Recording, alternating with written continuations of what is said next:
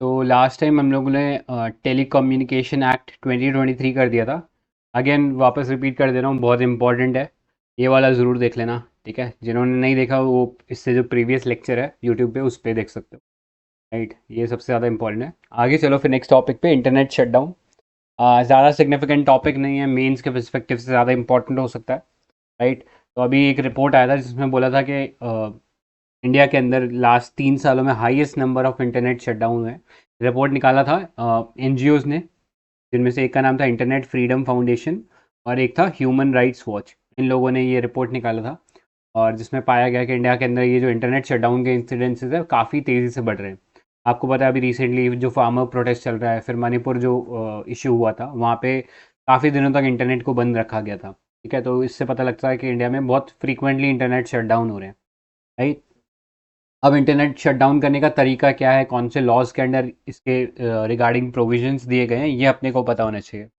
Right, so currently the suspension of telecom services is governed by temporary suspension of telecom services public emergency and public safety rules 2017।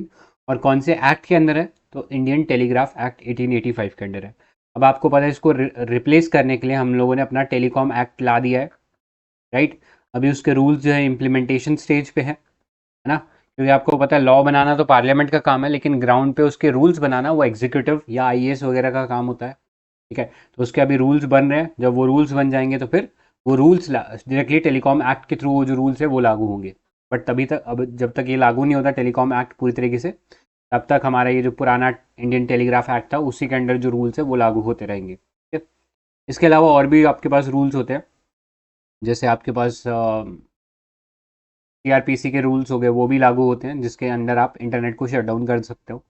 Next, the 2017 rules provide for temporary shutdown of telecom services in a region on grounds of public emergency. ठीक है, up to 15 days। तो एक तो चीज़ याद रखनी है, temporary, मतलब आप कुछ समय के लिए ही इंटरनेट को शट डाउन कर सकते हो।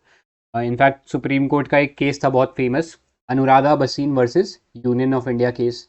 ठीक है, ये बेसिकली कश्मीर के अंदर जो इंटरनेट शट डाउन कर रखा था उसके रिगार्डिंग ये केस किया गया था अनुराधा बसीन के द्वारा। ठीक है, तो उसमें गवर्नमेंट, सुप्रीम कोर्ट ने क्लियरली ले डाउन किया कि अगर कोई ऑर्डर है जो कि स्पेसिफिकली सस्पेंड करता है इंटरनेट सर्विसेज को, तो वो इंडेफिनिट नहीं हो सकता। मतलब एक अनलिमिटेड टाइम के लिए नहीं हो सकता। आपको एक टेम्प्रेरी पीरियड पहले से ही देना पड़ेगा कि इतने दिन में हम इंटरनेट बंद करेंगे, उसके बाद इंटरनेट वापस चालू हो जाएगा। तो यही सुप्रीम कोर्ट ने अपने जजमेंट में बोला, suspending internet services indefinitely is impermissible under temporary suspension of telecom services, public emergency और पब्लिक सर्विसेज रूल्स। क्लियर, तो अगर आपसे पूछा जाए ये अनुराधा बसीन केस कब का है, तो यहाँ पे एक्चुअली पीटी में ना इसका ईयर गलत लिखा हुआ है, दिस इज 2020 का केस। ठीक है, तो उसमें क्लियरली ले डाउन किया गया कि 2017 के जो रूल्स हैं temporary suspension of telecom services, they can not be use for indefinite period of time.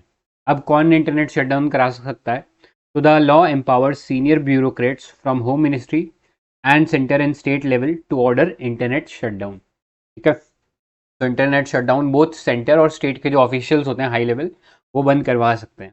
ठीक है, next, suspension can be utilise for temporary duration only, and जो सस्पेंशन आप कर रहे हो this should hold true to the principle of proportionality. ठीक है, proportionality, principal of proportionality क्या बोलता है, बेसिकली अगर आप कोई एक्शन ले रहे हो तो इट शुड बी प्रोपोर्शनल, या अगर आप कोई कोर्सिव एक्शन ले रहे हो तो it should be proportional to the kind of crime. ठीक है, जैसे अगर किसी ने चोरी करी है तो आप उसको कुछ सालों की सज़ा दे देते हो, जैसे 2 या 3 साल की कैद हो गई मैक्सिमम, है ना। आप ऐसा तो है नहीं कि उसके लिए फांसी चढ़ा देते हो उसको। राइट, तो अगर किसी को कैपिटल पनिशमेंट देनी, मतलब डेथ पेनल्टी देनी है, तो वो जो क्राइम है वो भी प्रोपोर्शनल होना चाहिए। मतलब उसने कोई बहुत हीनियस मर्डर कराओ, तभी आप उसको बेसिकली कैपिटल पनिशमेंट दे सकते हो। राइट, तो यही प्रिंसिपल ऑफ प्रोपोर्शनैलिटी है कि आपका जो भी एक्शन आप ले रहे हो it should be proportional to the issue या टू द प्रॉब्लम। राइट, आप बहुत एक्सट्रीम स्टेप नहीं लो और बहुत लीनियंट स्टेप भी ना लो, बेसिकली ये रिकमेंड किया गया इसमें। Next, any order suspending the internet is under suspension rule is subject to judicial review. तो ये भी याद रखना है, अगेन कोई भी अगर इंटरनेट सस्पेंशन के रिगार्डिंग कोई रूल आता है तो it is under judicial review.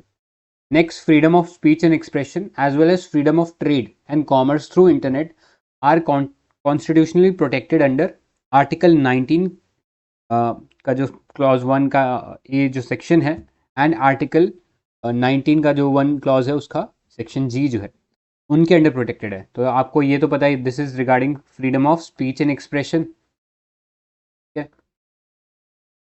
और 19 का जो जी है दैट इज रिगार्डिंग कॉमर्स, ठीक है,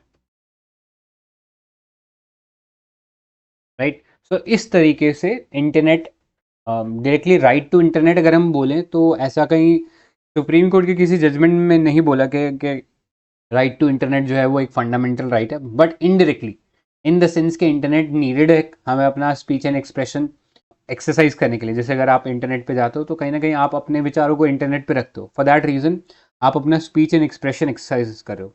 या अगर आप लेट्स से आपकी कोई जॉब है जहाँ पे आप वर्क फ्रॉम होम कर रहे हो, तो आपका सारा काम कहीं ना कहीं इंटरनेट से ही चल रहा होगा। तो इन दैट सेंस आपका जो प्रोफेशन है उसको करने के लिए भी आपको इंटरनेट एक नेसेसरी यूटिलिटी है, right. So in that sense जो इंटरनेट है वो हमें हेल्प करता है, right. So directly supreme court ने ये तो नहीं बोला कि right to internet is a fundamental right, but definitely जो स्पीच एंड एक्सप्रेशन हो गया और कॉमर्स हो गया उसमें राइट, जो इंटरनेट है वो एक वाइटल रोल प्ले करता है, ठीक है। तो इन दैट सेंस उसको प्रोटेक्ट करना या उसको सस्पेंड करना कहीं ना कहीं लोगों के स्पीच एंड एक्सप्रेशन और उनके कॉमर्स को सस्पेंड करने के बराबर हो जाता है, ठीक है। तो आई होप यहाँ पे क्लैरिटी मिलेगा, ठीक है, कि एग्जैक्टली सुप्रीम कोर्ट ने क्या बोला था। वैसे अगर राइट टू इंटरनेट की अगर हम बात करें तो केरला हाई कोर्ट ने एक जजमेंट में ये क्लियरली बोला था कि राइट टू इंटरनेट जो है वो एक फंडामेंटल राइट है। बट अगेन जब तक सुप्रीम कोर्ट नहीं बोलता एक प्रॉपर क्लैरिटी नहीं आएगा इसके ऊपर, ठीक है। तो ये था इंटरनेट शटडाउन के बारे में। अब आगे चलते हैं, अदर इम्पॉर्टेंट न्यूज़। अब इसमें ये केबल टेलीविज़न एक्ट 1995 था, ये किसी काम का नहीं है, आई डोंट थिंक इसमें ज़्यादा कुछ इंपॉर्टेंट है जिसमें से कुछ पूछा जा सकता है, फॉर दैट रीज़न इसको स्किप करते हैं। फिर अगला है एडवोकेट्स अमेंडमेंट एक्ट 2023। तो इसमें बस एक छोटी सी डिटेल यही थी, बेसिकली जो टाउट्स होते हैं, टाउट्स मतलब ऐसा कोई पर्सन जो कि आपको बेसिकली कोई लीगल प्रैक्टिशनर के पास ले जाने की बात करते हैं, एक्चुअली में होते नहीं है खुद, राइट। तो ऐसे लोग कोर्ट के आसपास दिख जाते हैं। तो इससे क्या होता है कि वो आपको कई बार गलत सलाह दे देते हैं, ठीक है, कोई लीगल प्रॉपर लीगल एडवाइस नहीं देते हैं, ठीक है। तो इन दैट सेंस थोड़ा सा शेडी प्रैक्टिस है, इसको रोकने के लिए एक लिस्ट ऑफ टाउट्स बनाया गया है। बाकी इससे ज़्यादा अगेन इसमें कुछ इंपॉर्टेंट नहीं है, तो आगे चल सकते हैं। नेक्स्ट देखो, कमीशन ऑफ इंक्वायरी एक्ट 1952। अब मणिपुर का जो वायलेंस हुआ, आपको पता है कितना सीरियस क्राइम हुए हैं वहाँ पे, राइट। और उसके चलते वहाँ पे एक बेसिकली इंक्वायरी कमेटी बनाई गई है। तो ये गवर्नमेंट ने एक जो इंक्वायरी कमेटी बनाई है, this has been created under the commission of inquiry act 1952, ठीक है। तो गवर्नमेंट ने नोटिफाई किया commission of inquiry under the commission of inquiry act 1952 to inquire into the incidents of violence in Manipur. अब ये जो एक्ट है this empowers central and state government to appoint inquiry commissions to make inquiry into some public importance का कोई matter है, तो उसमें अगर इंक्वायरी करनी है तो उसके लिए कमीशन बनाई जा सकती है। तो याद रखना है सेंटर और स्टेट दोनों के पास पावर है। सेंट्रल गवर्नमेंट अगर अपॉइंट करता है कोई कमीशन को तो वो डेफिनेटली वो जो उसकी लिस्ट है, विच इज़ लिस्ट 1 जो यूनियन लिस्ट है, और लिस्ट 3 अंडर द शेड्यूल 7 उसमें कोई कमेटी को अपॉइंट कर सकता है। सिमिलरली अगर स्टेट गवर्नमेंट है तो वो अपना जो लिस्ट 2 है, जो स्टेट लिस्ट है, और जो थर्ड लिस्ट है अंडर द शेड्यूल 7 उसके अंदर वो भी कमेटीज़ को फॉर्म कर सकते हैं टू मेक इंक्वायरी। अब ये जो भी कमीशन बनेगा this has a power of a civil court. तो सिविल कोर्ट का मतलब क्या है, जो सिविल कोर्ट के पास पावर होती है, मतलब क्या क्या पावर्स हो सकते हैं कि वो समन कर सकता है किसी को। फॉर एग्जांपल मुझे लगता है कि ये सर्टेन एक्स पर्सन जो है ये लेट्स से वायलेंस में इन्वॉल्व था, या इसने वायलेंस को इंस्टिगेट किया, तो मैं उसे समन कर सकता हूँ, मैं उसको एक लेटर भेज सकता हूँ कि आप इस कमीशन के सामने आइए और कमीशन के आपसे कुछ सवाल है उसका जवाब दीजिए, ठीक है। तो उस सेंस में सिविल कोर्ट की तरह काम करता है, ठीक है। आगे चलते हैं, नेक्स्ट है FCRA, राइट। ये इसमें ऊपर वो एडवोकेट एक्ट था ना, तो उसके अंडर ही वो बार काउंसिल ऑफ इंडिया जो बॉडी वो बनी है, मतलब स्टैट्यूटरी बॉडी। तो उसमें एक ये भी आया था क्वेश्चन 2022 में कि बार काउंसिल लॉ कॉलेजेस को रेगुलेट करती है, मतलब सिलेबस वो सब चीज़ें। तो जस्ट एडिशन था। Right, bar council of India, ठीक है। अभी भी रिसेंटली भी बार काउंसिल न्यूज़ में था, बिकॉज कोई प्रोटेस्ट को लेके थोड़े से कॉन्ट्रास्टिंग व्यूज़ आ गए थे, राइट। तो उस सेंस में न्यूज़ में था, तो यस इम्पॉर्टेंट है, और यूपीएससी ने प्रीवियसली पूछा हुआ है इनके बारे में, ठीक है। बार काउंसिल ऑफ इंडिया तो बेसिकली एडवोकेट्स का एक तरीके से ऑर्गेनाइजेशन है, राइट, जो एडवोकेट्स के राइट्स, उनके जो इंटरेस्ट है उनको प्रोटेक्ट करता है, राइट। आगे चलते हैं अब। Next, foreign contribution regulation act, FCRA, बहुत फेमस है, सुना ही होगा। बहुत सारे जो एनजीओज हैं उनके लिए जो फॉरेन फंडिंग है उसके रूल्स काफ़ी स्ट्रिंजेंट कर दिए हैं। अब कौन मैनेज करता है एफसीआरए को? तो ministry of home affairs manage करता है, ठीक है। तो एफसीआरए को इनिशियली लाया गया था during the emergency in 1976 to regulate the foreign donations to individual and association. तो पहले क्या होता था, बाहर से फंडिंग आती थी, और कई बार ये जो फंडिंग ऐसे लोगों को दी जाती थी जो कंट्री के इंटरेस्ट के खिलाफ काम करते थे, ठीक है। तो उनको रोकने के लिए 1976 में ये एक्ट लाया गया।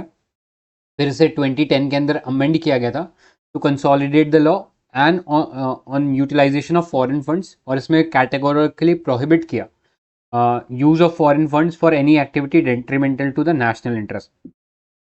फिर जो अब की जो गवर्नमेंट है उन्होंने इसको फिर से अमेंड किया इन 2020, जिसके थ्रू अब एनजीओज को पैसा बाहर से उठाना बहुत डिफिकल्ट हो गया। तो आपको पता है, अब कोई भी एनजीओ है अगर उसको पैसा उठाना है तो उसको एसबीआई की न्यू दिल्ली जो ब्रांच है उसमें अपना एक अकाउंट खोलना पड़ेगा, ठीक है।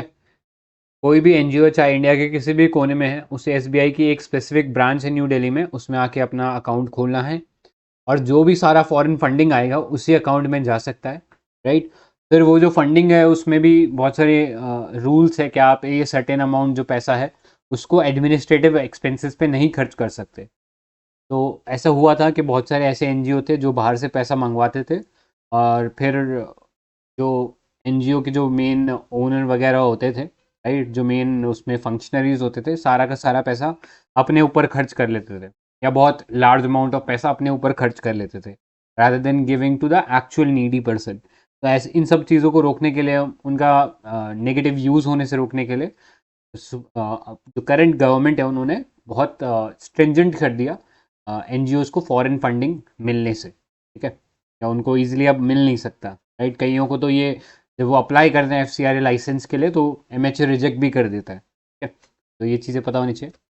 आगे चलते हैं, नेक्स्ट देखो, एनिमी प्रॉपर्टीज़। तो एनिमी प्रॉपर्टी मतलब ऐसे की प्रॉपर्टी जो कि इंडिया के अंदर है, और ऐसे इंडिविजुअल की है जो कि इंडिया के नेशन के जो इंटरेस्ट है उसके खिलाफ कभी काम किया। जैसे पाकिस्तान का लेट्स से कोई पर्सन है, वो इंडिया में उसकी कोई प्रॉपर्टी थी, बाद में हो सकता है वो पाकिस्तान चला गया, ठीक है। तो अब पाकिस्तान के कई बार हम लोगों से वॉर हुए, इन दैट सेंस के उसको हम लोगों ने फिर क्लासीफाई कर सकते हैं एज एनिमी प्रॉपर्टी, ठीक है। तो अब एनिमी प्रॉपर्टी, एनिमी सब्जेक्ट या enemy firms means a person और अ कंट्री हु और which was an enemy under the defence of India act 1962। तो आपको पता है 1962 में हमारा किसके साथ वॉर हुआ था, ठीक है। Similarly defence of India act 1971, इसमें भी आपको अगेन पता है किसके साथ बेसिकली कन्फ्लिक्ट हुआ था। तो ये जो दो कंट्रीज़ हैं इनके जो इंडिविजुअल्स हैं जिनके कोई प्रॉपर्टी इंडिया में रही है तो उसको हम क्लासीफाई कर सकते हैं एज एनिमी और एनिमी सब्जेक्ट, ठीक है।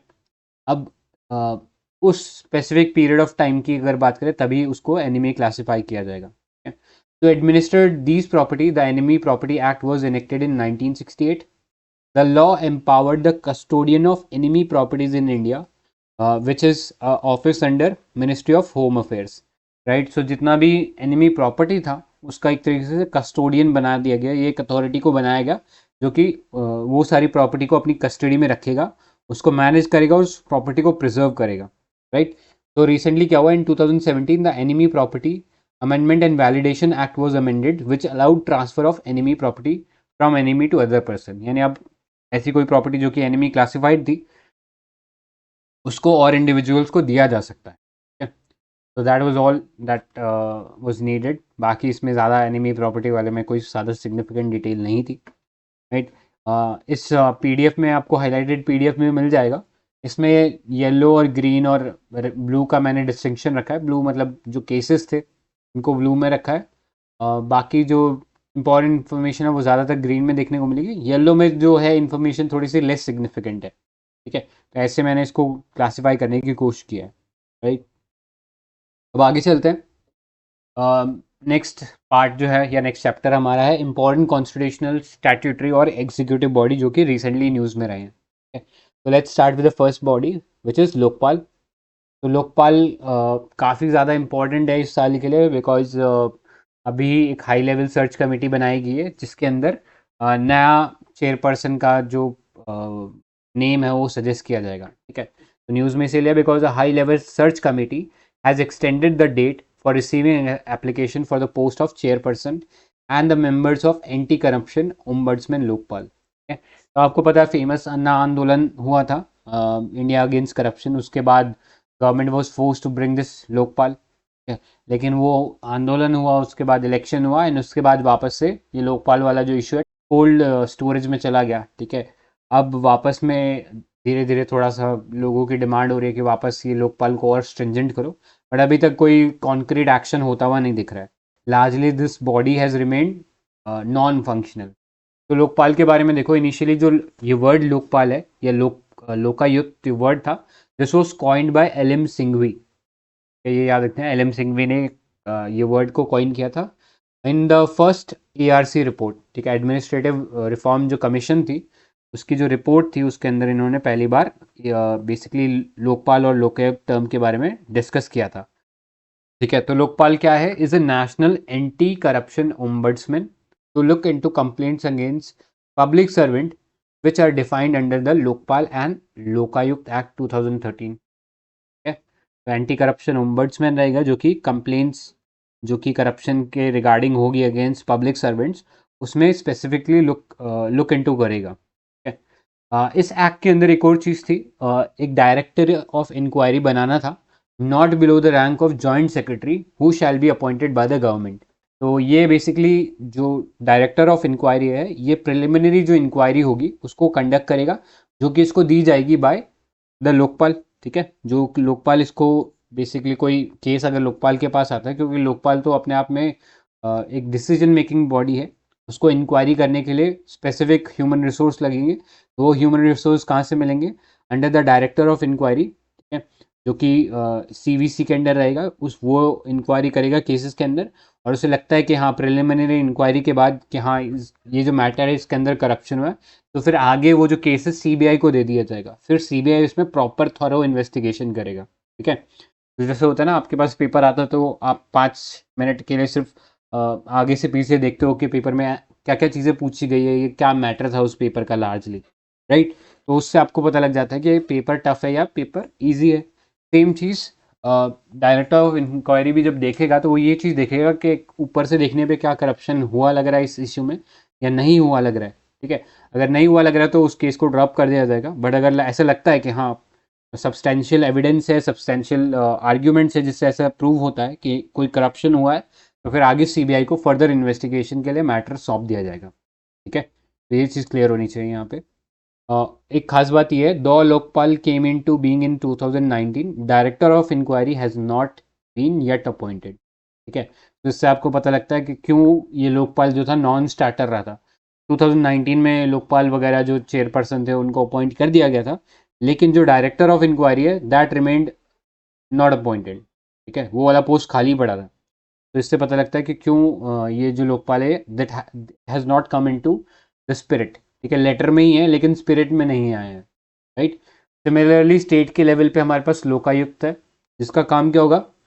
जिसका jurisdiction basically CM, ministers, MLAs, all state government employees and certain private entities, private in the sense अगर वो स्टेट गवर्नमेंट से सिग्निफिकेंटली फंडेड है तो वो सब एंटिटीज भी लोकायुक्त के अंडर आएगी। सिमिलरली जो हमारा लोकपाल है उसके अंदर कौन आएगा, उसके अंदर कौन कौन ऑफिसर्स रहेंगे ये आपको पता होना चाहिए। इसके अंडर आएंगे prime minister, ministers, MP, group ABCD officers and officials of central government. इसके अलावा कोई सोसाइटी है या कोई ट्रस्ट है जो कि फॉरेन कंट्रीब्यूशन ले रहा है अबाउट 10 लाख रुपीज़, तो वो भी इसके अंडर आ जाएंगे, ठीक है। तो ये सिग्निफिकेंट डिटेल है जो आपको पता होनी चाहिए।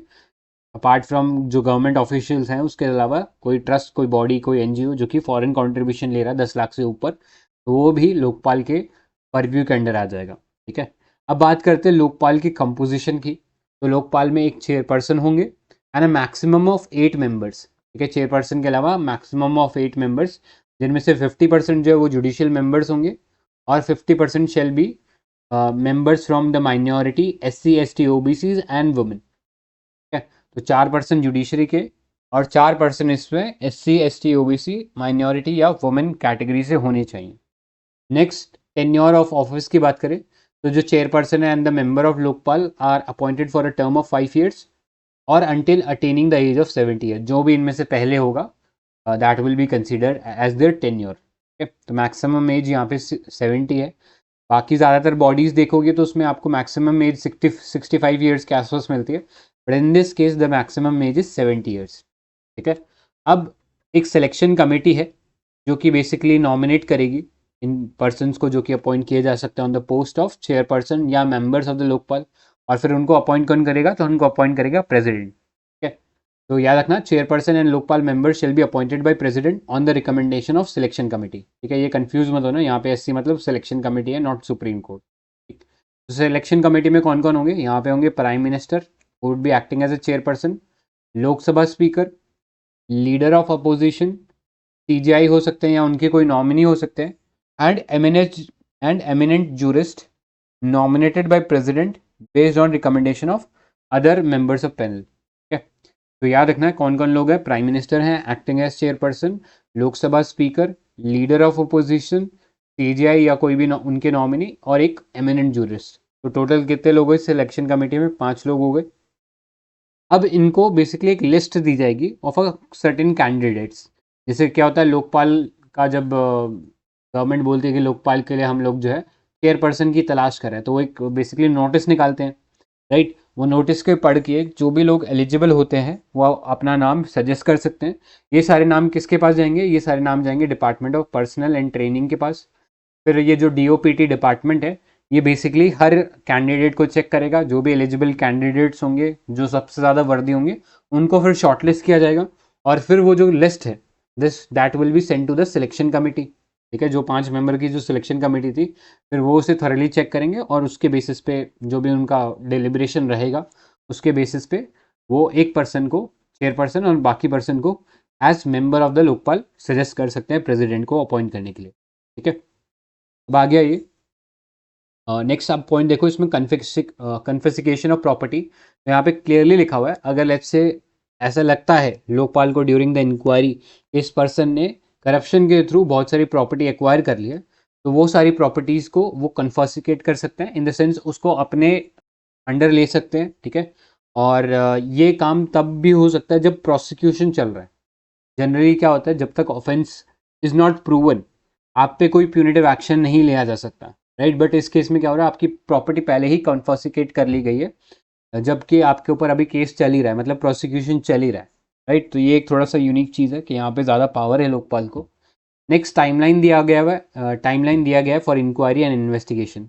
तो 60 डेज़ का टाइम है फॉर इंक्वायरी, जहाँ पे आपको देखना है और आपको आइडेंटिफाई करना है कि इसके अंदर कोई एक्चुअली करप्शन का केस बनता है कि नहीं बनता। अगर आपको लगता है हाँ बनता है तो फिर आगे आप इन्वेस्टिगेशन के लिए पास कर दोगे, और ये इन्वेस्टिगेशन कौन करेगा, CBI करेगा, और CBI के ऊपर भी टाइम लिमिट है 6 मंथ का। ठीक है, 6 मंथ में उन्हें उस मैटर को इन्वेस्टिगेट करना है प्रॉपरली। लेट्स से वो इन्वेस्टिगेट नहीं हो पाया 6 मंथ के अंदर और CBI को और टाइम चाहिए, तो CBI क्या करेगा, रिटर्न रिक्वेस्ट लेगा किससे, they will take a return request from the Lokpal, जिससे कि जो इन्वेस्टिगेशन का टाइम पीरियड है उसे 6 मंथ से और एक्सटेंड किया जा सकता है। ठीक है, तो मैक्सिमम कितना हो सकता है, 12 मंथ्स हो सकता है इंक्वायरी का पीरियड, सॉरी इन्वेस्टिगेशन का जो मैक्सिमम पीरियड है दैट कुड बी 12 मंथ्स।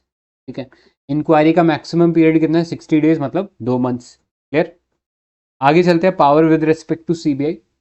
तो जो पावर ऑफ सुपरिटेंडेंस है and direction over investigation agency including CBI for the case is referred to them by Lokpal.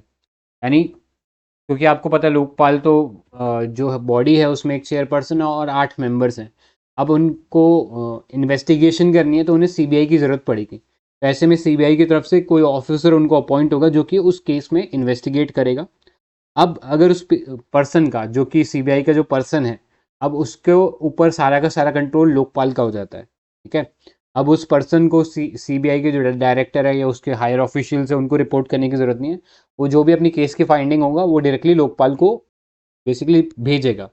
और लेट्स से कभी भी ऐसे लगता है कि उसको ट्रांसफ़र करना है उस सर्टेन इंडिविजुअल को जो कि सीबीआई की तरफ से लोकपाल के अंडर काम कर रहा है, तो उसका जो ट्रांसफ़र है वो बिना लोकपाल को पूछे नहीं किया जा सकता, ठीक है।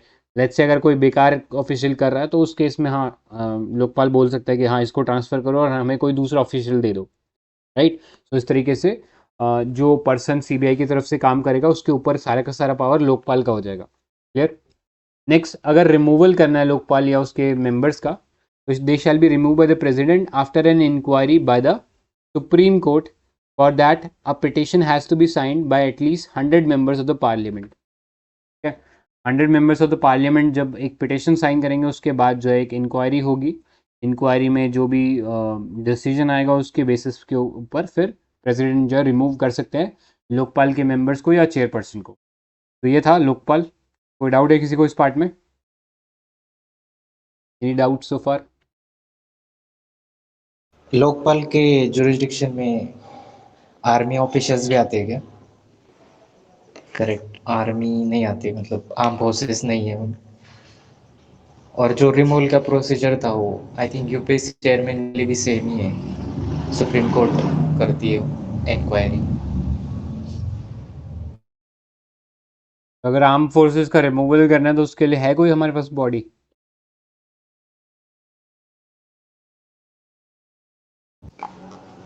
आर्म फोर्सेस का रिमूवल मतलब? लेट्स से आर्म फोर्सेस में कोई इश्यू लगता है कि कोई सर्टेन आर्म फोर्स का इंडिविजुअल है, उसने कोई लेट्स से कोई अनएथिकल या करप्ट प्रैक्टिस कर दी, तो अगर उसका रिमूवल करना है तो उसके लिए कोई बॉडी है हमारे पास? नो आइडिया सर, उनका तो कोर्ट मार्शल चलता है शायद ना। हाँ, लेकिन कोर्ट मार्शल ऐसा नहीं है ना, कोई भी कर देता है। तो उसके लिए हमारे पास है armed forces tribunal. Armed forces tribunal,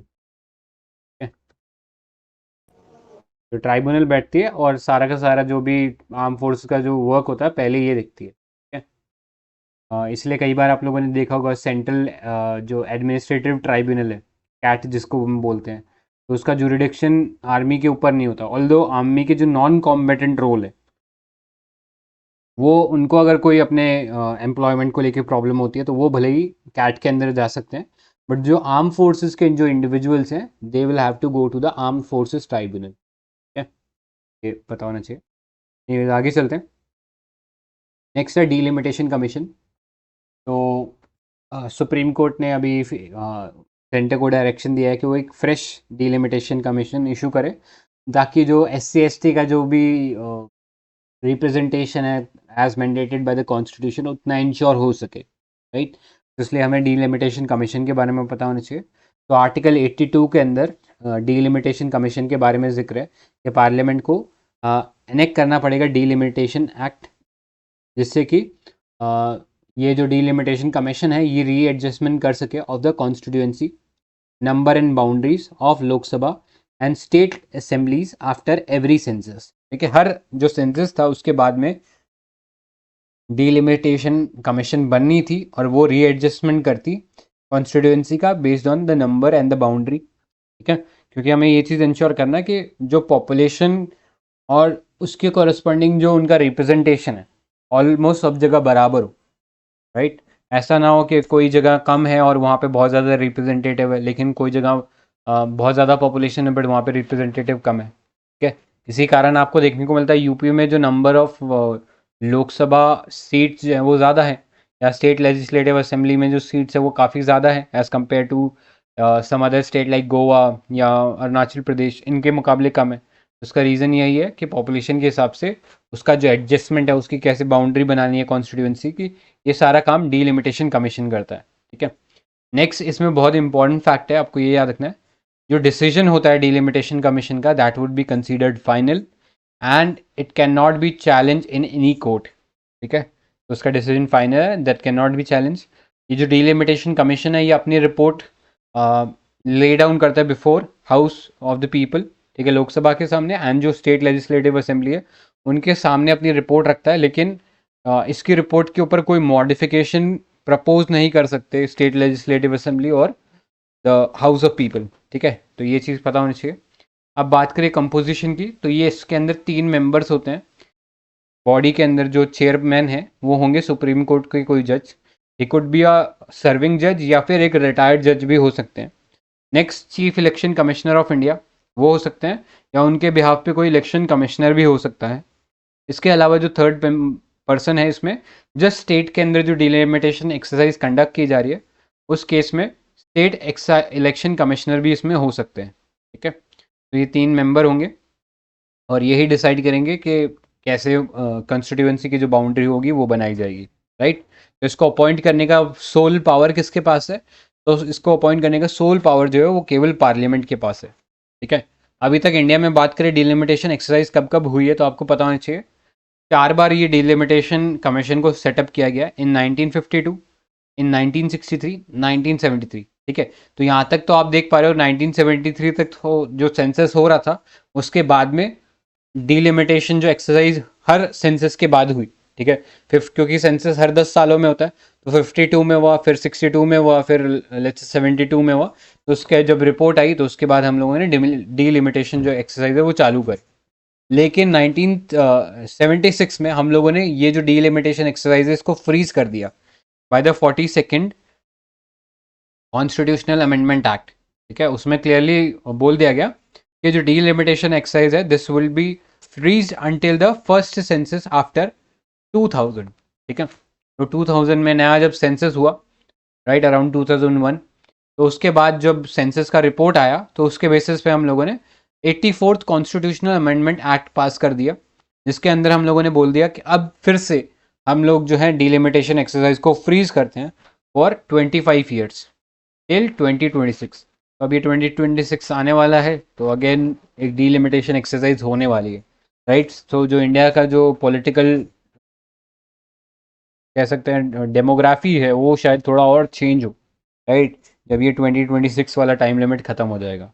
अब आपको पता ही है ये फ्रीज क्यों किया गया, बिकॉज इंडिया में बहुत तेज़ी से पॉपुलेशन एक्सप्लोजन हो रहा था, पॉपुलेशन बहुत तेज़ी से बढ़ रही थी इस टाइम के दौरान, तो इसलिए कहीं ना कहीं उसको एड्रेस करने के लिए कि जो स्टेट्स जिनके अंदर बहुत तेज़ी से पॉपुलेशन इंक्रीज हो रहा है उनका जो कहीं डोमिनेशन ज़्यादा ना हो जाए as compare to other states जो पॉपुलेशन कंट्रोल कर रहे हैं, ठीक है।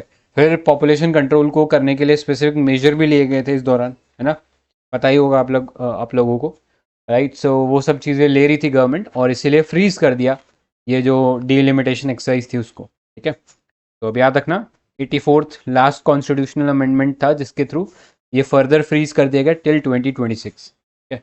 तो this was delimitation commission for you. इसमें कोई डाउट है, कोई क्वेश्चन है तो पूछिए। हाँ, इस पे 2012 में PYQ था, तो एक स्टेटमेंट बोलता हूँ, ट्रू और फॉल्स बताना। इसी में से वैसे the orders of delimitation commission cannot be challenge in a court of law, true और फॉल्स। ट्रू। सही है, मतलब इजी वाले थे वैसे, ठीक है। ऑलराइट, तो अगेन अभी आपको पता है जम्मू कश्मीर का भी ये चीज़ एक्सरसाइज हुआ है रिसेंटली, है ना, डिलिमिटेशन, तो फॉर दैट रीज़न ये पूरा पार्ट इम्पोर्टेंट रहेगा, ठीक है। तो याद रखना इम्पोर्टेंट है ये। आगे चलते हैं अब। नेक्स्ट है enforcement directorate, sorry directorate of enforcement, तो हम जनरली इसको ईडी बोलते हैं, ठीक है। तो अभी सुप्रीम कोर्ट ने डिक्लेयर कर दिया third extension given to ED chief, उसको इनवैलिड डिक्लेयर कर दिया, ठीक है। तो ईडी के बारे में जान लेते हैं पहला। तो ईडी कौन सी मिनिस्ट्री के अंडर आता है, अगर आपसे सवाल पूछा जाए तो आपको ये पता होना चाहिए मिनिस्ट्री ऑफ फाइनेंस के अंडर आता है, के अंडर डिपार्टमेंट ऑफ रेवेन्यू, और इस्टेब्लिश किया था in 1952। It is headed by the ED director who is appointed as per the provisions of section 25 of CBC act, ठीक है। सीबीसी एक्ट के अंदर इनको अपॉइंट किया गया है सेक्शन 25 के अंडर। अब ये जो ईडी के चीफ होते हैं इनको 2 साल का तो टेन्योर मिलता है, इसके साथ साथ इनको 3 एनुअल एक्सटेंशन मिल सकते हैं, ठीक है, मतलब 3 बार 1-1 साल का इनको एक्सटेंशन मिल सकता है। तो इसीलिए अभी गवर्नमेंट ने जो थर्ड इनका एक्सटेंशन है इसको इनवैलिड डिक्लेयर कर दिया। ठीक है, अब इसके फंक्शन की बात करें तो कौन कौन से बेसिकली जो रूल्स है एक्ट है उनके अंदर फंक्शन करता है। तो पहला है फीमा, फॉरेन एक्सचेंज मैनेजमेंट एक्ट। ठीक है, अभी आई थिंक अभी रिसेंटली सुनाई होगा आपने, बाईजू को जो फाउंडर है उनके अगेंस्ट लुकआउट नोटिस जारी कर दिया गया फॉर वायलेशन ऑफ फीमा एक्ट, है ना, ये पता होना चाहिए। नेक्स्ट है prevention of money laundering act, PMLA 2002, right. तो ये जो है मनी लॉन्ड्रिंग से रिलेटेड एक्ट है, उसके अंदर वर्क करता है EDB। नेक्स्ट है फ्यूजिटिव इकोनॉमिक ऑफेंडर एक्ट 2018, कि जब देखा था बहुत सारे लोग जो है इंडिया से पैसा लेके भाग जा रहे थे, तो उनको रोकने के लिए, उन पे स्पेसिफिकली एक्शन लेने के लिए ED को पावर दे दिया गया। ठीक है, अब पावर ऑफ ED के बारे में बात करते हैं। तो पावर है इसके पास to seize the asset. Let's say अगर आप लगता है कि ये पर्सन ने ये जो पैसा है मनी लॉन्ड्रिंग में या फॉरेन एक्सचेंज मैनेजमेंट एक्ट का वायलेशन करके बनाया है, तो उस प्रॉपर्टी को सीज कर सकता है। तो अगेन बहुत सिग्निफिकेंट पावर है। जनरली क्या होता है, केस में आप कन्विक्ट हो जाते हो, उसके बाद में आपकी प्रॉपर्टी जो है वो सीज की जाती है, बट यहाँ पे ED के पास पावर है कि during the prosecution stage itself वो उस एसेट को सीज कर सकते हैं। ठीक है, नेक्स्ट पावर टू समन, मतलब किसी को अगर बुलाना है इंक्वायरी के लिए तो वो उनको समन कर सकते हैं। जैसे अभी आपने सुना ही होगा अरविंद केजरीवाल को मल्टीपल समन भेजे गए हैं बाय ED। ठीक है, तो वो समन कैसे भेज रहे हैं, क्योंकि इनके पास सिविल कोर्ट की पावर होती है। तो जैसे कोई कोर्ट किसी को समन कर सकता है, वैसे ही ED भी समन कर सकती है, राइट। तो अगेन एक बहुत इंपॉर्टेंट पावर है इनके पास। नेक्स्ट है पावर टू अरेस्ट, तो can investigate and make arrest for violation of PMLA which is prevention of money laundering act and FEMA 1999 without registration of a formal FIR by police. ठीक है, यहाँ पे ये चीज़ पता होना चाहिए, ये अपनी एक FIR जैसा इनका भी एक इंस्ट्रूमेंट होता है, लेकिन अनलाइक FIR जहाँ पे अगर पुलिस FIR रजिस्टर करती है तो आपको पुलिस वो FIR दे सकती है, आपको उसके ग्राउंड्स के बारे में भी इन्फॉर्म करती है। ठीक है, किस ग्राउंड पे आपको अरेस्ट किया गया, बट ये सब चीज़ें ED के अरेस्ट के केस में लागू नहीं होती। ठीक है, ED आपको वो रिपोर्ट भी नहीं देगा जो उसके पास है, जो जिसके बेसिस पे उसने आपके खिलाफ केस बनाया, राइट। बिकॉज ऐसा मानना है कि क्योंकि PMLA है, इसका मतलब मनी लॉन्ड्रिंग हो रही है, और money laundering is directly linked to terror financing. ठीक है, तो इस लॉजिक का ध्यान या इस लॉजिक को ध्यान में रखते हुए सुप्रीम कोर्ट ने भी ये माना है कि ये जो FIR या अपना ये जो इंस्ट्रूमेंट यूज़ करते हैं जिसके अंडर ये आपके खिलाफ बेसिकली केस चलाते हैं, वो आपके साथ डिटेल शेयर नहीं कर सकते। ठीक है, नेक्स्ट रिकॉर्ड एडमिसिबिलिटी। तो in 2022 the supreme court ruled that the statement recorded by ED officials can be admitted as an evidence in the court. तो अगेन ये एक सिग्निफिकेंट पावर है कि अगर कोई चीज़ आपने बोली है ED ऑफिशियल्स के सामने, कोई रिकॉर्ड कराया स्टेटमेंट, तो उसे भी एविडेंस के तौर पे इसमें रखा जा सकता है। ठीक है, next recovery of fines, penalties and arrears of penalty under FEMA act. तो ये भी आपसे फाइन वगैरह पेनल्टी वगैरह भी वसूल सकते हैं। तो इन दैट सेंस बहुत ही पावरफुल बॉडी बन चुका है अब ये ED जो है। ठीक है, तो ये पता होना चाहिए। अब आगे चलते हैं, नेक्स्ट है CBI। तो अभी रिसेंटली सर तमिलनाडु एक जो, हाँ बोले, एक मिनट, एक डाउट है। बोलो। ED is a statutory body under which act then? क्योंकि डायरेक्टर इसका अपॉइंट होता है CVC एक्ट के अंडर, ये रेगुलेट करता है फेमा और prevention of money laundering, fugitive economic offenders. It ये इज अ स्टैट्यूटरी बॉडी। नहीं, स्टैट्यूटरी नहीं है, this is an executive body. नहीं, ओके ओके तो इसमें पता क्या है, इसको दैट वाज हाँ, इसको पावर्स मिली हुई इन एक्ट्स के अंदर। ठीक है, ये तीनों एक्ट्स में पावर्स हैं इसके पास, लेकिन इसको फॉर्म नहीं किया गया इन एक्ट्स के अंदर। ठीक है, ना कि CVC में भी नहीं फॉर्म किया गया है। CVC में बस इसका डायरेक्टर को कैसे अपॉइंट किया जाएगा ये बताया हुआ है। ठीक है, हाँ ऐसे ही एग्जैक्टली वही। तो ऐसा ही सेम चीज़ आप ना CBI में भी देखोगे। CBI में भी ऐसा ही है कि वो एक अलग एक्ट में के थ्रू से पावर मिलती है, लेकिन वो उस एक्ट में बना नहीं है। तो इन दैट सेंस इट्स हाँ, not a, Delhi special police establishment act. हाँ करेक्ट। तो इस in that sense these are not statutory body per se. ठीक है, क्योंकि स्टैट्यूटरी बॉडी हम तब बोलते हैं जब वो किसी लॉ से बनी है, बट ये डायरेक्ट लॉ से नहीं बनी है, but they draw their power from those laws. ठीक है, सिर्फ अपनी पावर ड्रॉ कर रही है, वहाँ से उनका फॉर्मेशन नहीं है। ठीक है, ये चीज़ पता होनी चाहिए। अच्छा क्वेश्चन था ये। आगे देखो, CBI की बात कर रहे थे हम लोग। तो सीबीआई अभी न्यूज़ में इसलिए बिकॉज तमिलनाडु गवर्नमेंट ने विड्रॉ कर लिया। ये तो हर साल ही केस रहता है, कोई ना कोई स्टेट गवर्नमेंट जैसे ही जो रूलिंग सेंटर में गवर्नमेंट है उसकी गवर्नमेंट स्टेट में चेंज हो जाती है, तो फिर वो पहला काम यही करती है कि सीबीआई की जो जनरल कंसेंट है वो विड्रॉ कर लेती है। तो आगे जाने से पहले थोड़ा सा हम सीबीआई के बारे में देख लेते हैं। ये भी अगेन एक इन्वेस्टिगेटिव एजेंसी है। तो ये किस मिनिस्ट्री के अंडर आती है, तो ये पता होना चाहिए। It was establish in 1963 under the ministry of personal pension and Public grievances. ठीक है, याद रखना, ministry of personal pension and Public grievances के अंडर आती है।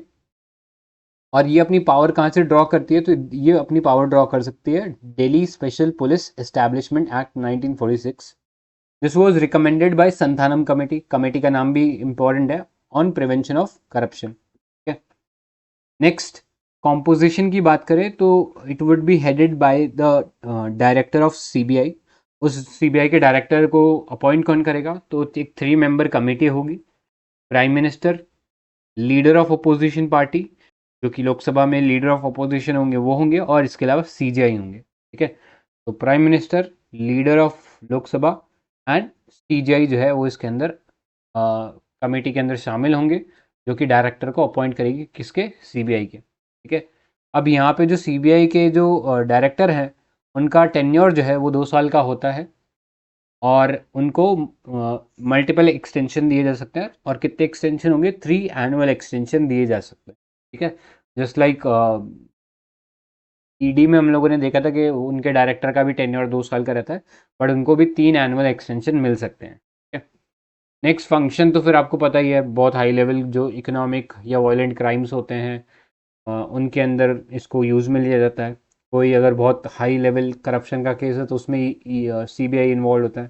ठीक है, नेक्स्ट के अलावा असिस्ट करता है लोकपाल को, है ना। थोड़ी देर पहले हम लोकपाल डिस्कस कर रहे थे, तो उसमें भी हम लोगों ने डिस्कस किया था कि लोकपाल को अगर किसी करप्शन के केस में इन्वेस्टिगेशन करनी है तो उसको सीबीआई हेल्प करती है उस काम में। इसके अलावा इंडिया की जो नोडल पुलिस एजेंसी बोल सकते हैं, यानी जो इंटरनेशनल ऑर्गेनाइजेशन है सारी इन्वेस्टिगेटिव एजेंसी की, जिसको आप इंटरपोल के नाम से जानते हो। आज के न्यूज़पेपर में शायद इंटरपोल पे आर्टिकल भी है ना, शायद आज का या कल का न्यूज़पेपर था जिसमें इंटरपोल के इस पावर के बारे में आर्टिकल भी था, तो उसको ज़रूर पढ़ना। राइट, तो उसको बेसिकली कोऑर्डिनेट कौन करता है, इंटरपोल के जो भी नोटिस या इन्वेस्टिगेशन होती है, तो सीबीआई इंडिया में इंटरपोल के जितने भी कम्युनिकेशन होता है उनको एड्रेस करती है। ठीक है?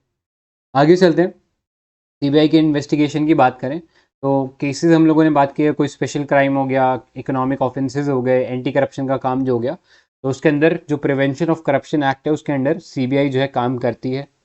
इसके अलावा सीबीआई सुओ मोटो कॉग्निजेंस भी ले सकता है। मतलब अगर सीबीआई को लगता है कि ये जो केस है यहाँ पे कोई क्राइम किया गया है, तो उस केस में सीबीआई जो है सुओ मोटो कॉग्निजेंस ले सकता है, मतलब खुद से एक्शन कर सकता है, इन्वेस्टिगेशन कर सकता है। लेकिन ये केवल यूटीज़ के केस में लागू होगा।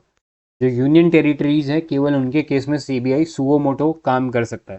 ठीक है, बाकी स्टेट्स में क्या होगा, उन्हें पहले परमिशन लेना पड़ेगा, या फिर वो स्टेट्स खुद उन्हें सौंपेंगे वो केस। ठीक है, लेट्स से कोई चीटिंग का केस हो गया, अभी पेपर लीक का केस चल ही रहा होगा, है ना। अभी यूपी में बहुत न्यूज़ आ रही है कि पेपर लीक का केस चल रहा है। ठीक है, तो ऐसे में लेट्स से कि उधर की स्टेट गवर्नमेंट को लगता है कि ये वाला जो मैटर है ये हमारी लोकल पुलिस से सॉल्व नहीं हो सकता, तो वो मैटर को क्या करेंगे, they will transfer the matter to CBI, और फिर सीबीआई उसके अंदर इंक्वायरी चालू करेगा। और सीबीआई बेसिकली सेंटर से परमिशन मिलेगा और फिर चालू करेगा। दूसरा क्या है कि सेंटर बोलता है कि हाँ आप इस क्राइम को इन्वेस्टिगेट करो, लेकिन अब उसे स्टेट गवर्नमेंट से परमिशन लेनी पड़ेगी। ठीक है, तो यहाँ पे वो जो जनरल कंसेंट वाला जो प्रोविजन है वो काम में आता है। तो जिन स्टेट्स ने सीबीआई को जनरल कंसेंट दे रखा है वहाँ पे सीबीआई डायरेक्टली आके इन्वेस्टिगेट कर सकता है। लेकिन जिस स्टेट में ये जनरल कंसेंट नहीं है वहाँ पे सीबीआई को पहले रिक्वेस्ट करना पड़ेगा स्टेट गवर्नमेंट से कि आप हमें इन्वेस्टिगेशन की परमिशन दो। अगर लेट्स से वो स्टेट डिनाई कर देता है तो उस केस में सीबीआई फर्दर इन्वेस्टिगेट नहीं कर पाएगा। हाउएवर इसमें भी एक कैच है, अगर लेट्स से सुप्रीम कोर्ट और हाई कोर्ट स्पेसिफिकली अपने डायरेक्टिव में ये बोल देता है कि सीबीआई इस मैटर को इन्वेस्टिगेट करेगा, तो वहाँ पे फिर उन्हें स्टेट की कंसेंट की ज़रूरत नहीं है। ठीक है, लेकिन ये जब तक सुप्रीम कोर्ट या हाई कोर्ट बोलता नहीं केस के अंदर, तब तक ये चीज़ पॉसिबल नहीं है।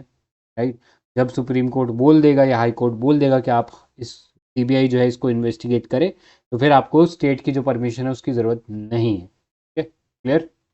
आगे चलते हैं। तो ये जो जनरल कंसेंट का जो प्रोविजन है, this flows from the section 6 of Delhi special police establishment act 1946। ठीक है, तो ये चीज़ पता होनी चाहिए। इसके अलावा कंसेंट की ज़रूरत नहीं पड़ेगी ऐसे केसेस में जहाँ पे somebody is caught red handed taking a bribe.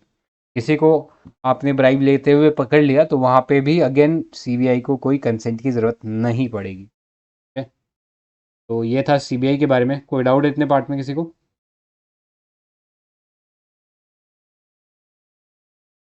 Alright, अब आगे चलते हैं।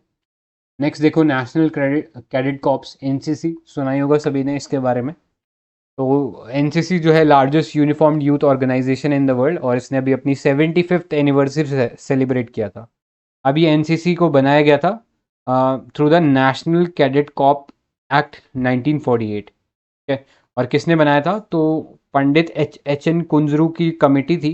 दे recommended to form a cadet organisation to be establish in school and colleges at national level. ठीक है, तो काम यही था कि हम अपने यूथ को ट्रेन करें, मोटिवेट करें, उनको ऑर्गेनाइज करें ताकि वो आगे कंट्री को फ्यूचर में लीडरशिप प्रोवाइड कर सके। राइट, तो आपको पता ही है आर्मी के अंदर अलग से एनसीसी एंट्री होती है ना। तो नेवी के लिए, आर्मी के लिए और एयरफोर्स के लिए अलग से एनसीसी की एंट्री होती है। ठीक है, तो इसलिए this is a tri service organisation comprising army, navy and the air wing.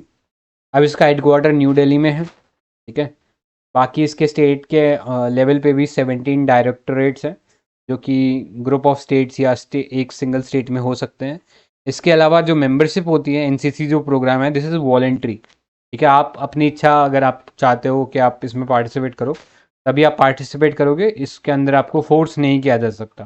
ठीक है, अब इसमें 3 टाइप के सर्टिफिकेट्स मिलते हैं बेस्ड ऑन द ड्यूरेशन, कितना टाइम तक आपने एनसीसी में पार्टिसिपेट किया है उसके हिसाब से आपको कुछ सर्टिफिकेट मिलते हैं। ठीक है, तो जो आर्मी, अगर उन एंट्रीज़ के अंदर आपको जाना है तो एक स्पेशल सर्टिफिकेट लगता है इसके अंदर। ठीक है, तो अगर आपने उतना टाइम दिया तो फिर आप उस एंट्री के थ्रू भी जा सकते हो आर्म्ड फोर्सेस के अंदर। क्लियर। अब एनसीसी से जैसा ही एक और सिमिलर ऑर्गेनाइजेशन है एनएसएस, नेशनल सर्विस स्कीम। ठीक है, नेशनल कैडेट कॉर्प्स और नेशनल सर्विस स्कीम, तो इनके बीच में डिफरेंस देख लेते हैं।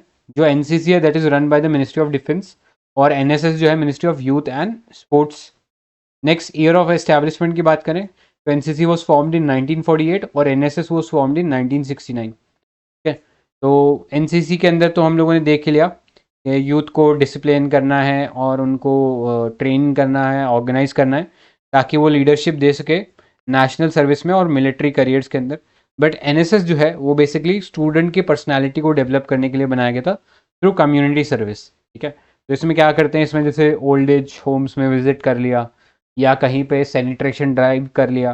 ठीक है, तो ये सारे काम जो हैं वो इन नेशनल सर्विस स्कीम के अंडर होते हैं। ठीक है, तो ये पता होना चाहिए। एनसीसी जो था ये एक बेसिकली एक्ट के थ्रू बनाया गया था, नेशनल कैडेट कॉर्प्स एक्ट 1948 के थ्रू। बट जो एनएसएस है this that has been formed through the central sector scheme. ठीक है, तो वो एक अलग स्कीम है। राइट, बाकी इससे ज़्यादा इसमें कोई काम की चीज़ नहीं है, तो we can skip that part. आगे चलते हैं। नेक्स्ट अदर इंपॉर्टेंट न्यूज़ में एक टॉपिक देखो, कंपटीशन कमीशन ऑफ इंडिया। तो इसके बारे में इनफैक्ट मेंस के अंदर सवाल पूछ लिया था, है ना। मेंस 2023 के अंदर सवाल पूछ लिया था, और अभी रिसेंटली इन्होंने बहुत ही एक तगड़ा डिसीजन लिया जिससे कोचिंग माफियाज को बहुत बड़ी चोट लगी। ठीक है, जो क्लेम करते थे कि हमारा टॉपर है, हमारा टॉपर है, तो उन सब के ऊपर ये जो फॉल्स ये लोग लगाते थे न्यूज़ वगैरह या अपने एडवर्टीजमेंट लगाते थे झूठे, उनके ऊपर बेसिकली रोक लगाने का काम किया है। Right, so in that sense हमें थोड़ा पता होना चाहिए। तो यहाँ पे रवनीत कौर जो है इसकी पहली फर्स्ट वुमेन चेयरपर्सन बनी of the competition commission of India. अब आपको ये पता होना चाहिए competition commission of India was established bye the central government in 2003 under the competition act of 2002। ठीक है, तो कंपटीशन एक्ट बन गया था 2002 में, लेकिन इस बॉडी को बनते बनते 6 साल से ज़्यादा का समय लग गया। अराउंड 2008 के आसपास एक्चुअली ये वर्क करना चालू किया था। तो ये कौन सी मिनिस्ट्री के अंडर है? This is under the ministry of corporate affairs. और इसकी मेंबरशिप की बात करें तो इसमें एक चेयरपर्सन होंगे and 6 members appointed by the central government. इसका काम क्या है? इसका काम इंश्योर करना कि मार्केट में फ्री कंपटीशन रहे, ठीक है, फ्री एंड फेयर कंपटीशन हो, ताकि जो कंज्यूमर है उसको फेयर प्राइस मिले, मार्केट के अंदर किसी माल प्रैक्टिसेस ना हो, कोई मोनोपोली ना क्रिएट करे, ठीक है। तो ये सब चीज़ें थी। इसके अलावा कंपटीशन कमीशन ऑफ इंडिया के अंदर, एक्ट के अंदर भी अमेंडमेंट किए गए हैं, ठीक है। फॉर दैट रीज़न ये वाला पार्ट इंपॉर्टेंट है। और भी डिटेल अगर देखनी हो तो आप देख लेना, इसके एक्ट के अंदर क्या क्या अमेंडमेंट किए गए वो भी अगेन इंपॉर्टेंट है, ठीक है। आगे चलते हैं। इसके अलावा सीसीआई के अंदर कभी कोई कंपनी को जैसे मर्जर करना हो गया, ठीक है, फॉर एग्जाम्पल कल को जियो चाहता है कि हम लोग वोडाफोन आइडिया को अपने अंडर मर्ज कर लें, तो कंपटीशन कमीशन ऑफ इंडिया उस चीज़ को डिनाई कर सकता है कि नहीं, अगर आप वोडाफोन आइडिया को अपने अंडर कर लोगे तो you will become the India's biggest telecom company, सारी की सारी मोनोपोली मार्केट में आपकी हो जाएगी। ऐसे में ऐसे मर्जर को डिसअलाउ भी कर सकता है कौन? कंपटीशन कमीशन ऑफ इंडिया, ठीक है। तो ये थोड़ी सी चीज़ें हैं जो कि अपने को पता होनी चाहिए इस पार्ट में। अब आगे चलते हैं। नेक्स्ट टॉपिक अगर हम देखें, national sorry global alliance of national human rights institution, कोई काम का नहीं है, नॉट सिग्निफिकेंट। फिर अपॉइंटमेंट्स कमेटी ऑफ कैबिनेट, तो ये बेसिकली कैबिनेट कमेटी है जो कि अपॉइंटमेंट्स को वो देखता है। अब किसका अपॉइंटमेंट किया, अगेन ये कोई काम का नहीं है हमारे में, बस ये याद है ना, this is chaired by the prime minister, right, this is chaired by the prime minister. तो ये वाली जो कमेटी है, अपॉइंटमेंट की कमेटी, जिसमें हाई लेवल जो अपॉइंटमेंट्स होते हैं मिनिस्ट्रीज के अंडर, वो उनका अपॉइंटमेंट जो किया जाता है, this is done by the appointment committee of the cabinet. Next देखो, प्रेस इन्फॉर्मेशन ब्यूरो। तो अभी ये अपना सेंटेनियल एनिवर्सरी सेलिब्रेट कर रहा है, पीआईबी, मतलब 100 ईयर्स ऑफ फॉर्मेशन। तो पीआईबी एक नॉन स्टेट्यूटरी बॉडी है और इसका काम ये है टू डिसेमिनेट द इंफॉर्मेशन, जो भी गवर्नमेंट की डिसीजन मेकिंग है उसकी जो इन्फॉर्मेशन लोगों तक पहुंचाने का जो काम है वो पीआईबी करता है, ठीक है। तो गवर्नमेंट का वो बोल सकते हैं, गवर्नमेंट का एएनआई है, ठीक है, गवर्नमेंट की न्यूज़ एजेंसी है जो गवर्नमेंट का जो भी इंफॉर्मेशन है उसको शेयर करने का काम करती है। तो initially it was set up as a temporary cell by the Britishers in 1919 बाद में इसे एक परमानेंट ब्यूरो के तौर पर बना दिया गया था, ठीक है, इन 1923। और 1946 में इसका नाम चेंज कर दिया गया था, विच वॉज अभी जो प्रेजेंट नाम इसका चल रहा है प्रेस इंफॉर्मेशन ब्यूरो। 1946 में इसको अपना ये नेम मिला और तब से ये जो नाम है चल रहा है अभी तक। और बाद में ये मिनिस्ट्री ऑफ इंफॉर्मेशन ब्रॉडकास्टिंग के अंडर आ गया आफ्टर द इंडिपेंडेंस, ठीक है। इसके अंदर एक प्रिंसिपल डायरेक्टर जनरल होगा, who will be assisted by a director general and 8 additional director generals, ठीक है। तो ये इसकी कॉन्फ़िगरेशन या कॉम्पोजिशन की बात होगी, बाकी इससे ज़्यादा इसमें कुछ इंपॉर्टेंट नहीं है। तो we can move ahead. Next देखो, National Centre for Good Governance. तो अगर आपसे पूछा जाए गुड गवर्नेंस डे हम लोग कब सेलिब्रेट करते हैं, कोई बता सकता है गुड गवर्नेंस डे? 25 दिसंबर। वेरी गुड, 25 दिसंबर, जो कि अटल बिहारी का बर्थडे भी है ना, फॉर्मर इंडियन पीएम, इनका बर्थडे है और उसी दिन पे हम लोग गुड गवर्नेंस डे सेलिब्रेट करते हैं, ठीक है। तो National Centre for Good Governance, genesis उनका था in 2014 under ministry of personnel public grievances and Pension. तो उसके अंदर हम लोगों ने centre National Centre for Good Governance बनाया। और अभी रिसेंटली इसमें से 24th batch of Maldivian civil servants pass हुए हैं, राइट। तो इसलिए थोड़ा सा सिग्निफिकेंट है, बिकॉज आपको पता ही है इंडिया और मालदीव्स के बीच में फ्रिक्शन चल रहा है, राइट। तो ये याद रखना, ये जो National Centre for Good Governance है, this is headed by the cabinet secretary, ठीक है। तो ये काम करता है, ये इंस्टीट्यूट या ये सेंटर काम करता है एज अ नोडल एजेंसी या as a national repository of information on best practices, ठीक है। गवर्नेंस से रिलेटेड जो भी बेस्ट प्रैक्टिसेस है वो यहाँ पे स्टोर करके रखी जाती है और डिसेमिनेट की जाती हैं, ठीक है। यहाँ पे जो जो लोग ट्रेनिंग के लिए आते हैं फिर उनको वो चीज़ें बताई जाती हैं, क्लियर। आगे देखो, फिर है आपके पास एनआईए, नेशनल इन्वेस्टिगेशन एजेंसी। तो ये हमारी एक स्पेसिफिक इन्वेस्टिगेटिव एजेंसी है जो कि टेररिज्म से रिलेटेड जो भी इश्यूज हैं उसके अंदर डील करती है, ठीक है। तो एनआईए को बनाया गया था through the NIA act 2008 in the after math of 26/11 attack, जो 26/11 का मुंबई अटैक हुआ था उसके बाद हम लोगों ने एनआईए को बनाया। तो हमारी ये फेडरल काउंटर टेरर एजेंसी है which can take suo motu cognizance of terrorist activity in any part of India, ठीक है। तो अनलाइक सीबीआई, जिसको अगर कोई केस को इन्वेस्टिगेट करना होता है तो उन्हें पहले स्टेट गवर्नमेंट से परमिशन लेनी पड़ती है, बट इस केस में एनआईए को किसी स्टेट से कोई परमिशन नहीं लेनी। कोई भी टेररिस्ट एक्टिविटी होती है तो उसको डायरेक्टली उसका कॉग्निजेंस लेके उसके ऊपर काम करना शुरू कर सकती है एनआईए। अब एनआईए को भी एक्ट को स्ट्रिंजेंट किया गया था by the amendment act of 2019, जिसके अंदर बहुत सारे और शेड्यूल ऑफेंसेस जोड़े गए। जैसे अगर किसी के पास आर्म्स मिलते हैं, काउंटरफीट करेंसी मिलती है, ठीक है, मतलब नकली नोट मिलते हैं, तो इन सब चीज़ों के अंदर भी एनआईए इन्वेस्टिगेशन कर सकता है, राइट। और इसके अलावा इंडिया के कोई एसेट है या इंडिया के कोई पर्सन है, इंडिया के फोर्सेस के ऊपर बाहर, इंडिया के बाहर अटैक होता है, तो उस केस में भी एनआईए इन्वेस्टिगेशन कर सकता है, ये भी पावर है। इसके साथ साथ एनआईए के पास ये भी पावर है कि वो किसी सेशन कोर्ट को डेजिग्नेट कर सकता है as special court for NIA trials. तो वहाँ का जो भी उस पर्टिकुलर स्टेट का जो भी हाई कोर्ट होगा, उससे एक परमिशन लगेगा और उस परमिशन के बेसिस पे किसी भी सेशन कोर्ट को क्लासिफाई किया जा सकता है as a special court for NIA trials. तो वहाँ पे एनआईए के ट्रायल्स होंगे, ठीक है। नेक्स्ट, कैबिनेट सेक्रेटरी, तो आपको पता ही है अभी रिसेंटली इनको 1 साल का और एक्सटेंशन मिल गया है। कैबिनेट सेक्रेटरी का अपॉइंटमेंट कौन करता है? तो appointment committee of the cabinet, जो अभी थोड़ी देर पहले हम लोगों ने देखी थी, वही कैबिनेट सेक्रेटरी का अपॉइंटमेंट करते हैं। इसके अलावा जो कैबिनेट सेक्रेटरी होता है is also the head of civil service board, ठीक है, उसके भी वो हेड होते हैं। तो ये एक बहुत ही इंपॉर्टेंट पोस्ट है। और जो कैबिनेट मिनिस्टर्स का जो भी डिसीजन होता है वो कैबिनेट सेक्रेटरी के थ्रू आगे फिर पास ऑन किया जाता है डिफरेंट बॉडीज़ को, ठीक है। तो this was all about the different executive, statutory and constitutional bodies. और इसमें कुछ और एडिशनल टर्म्स हम लोगों ने देख लिए। अब आगे चलते हैं। नेक्स्ट देखो, नेक्स्ट है इंपॉर्टेंट एस्पेक्ट्स ऑफ गवर्नेंस। तो इसमें पहला है आपके लिए मिशन कर्म योगी।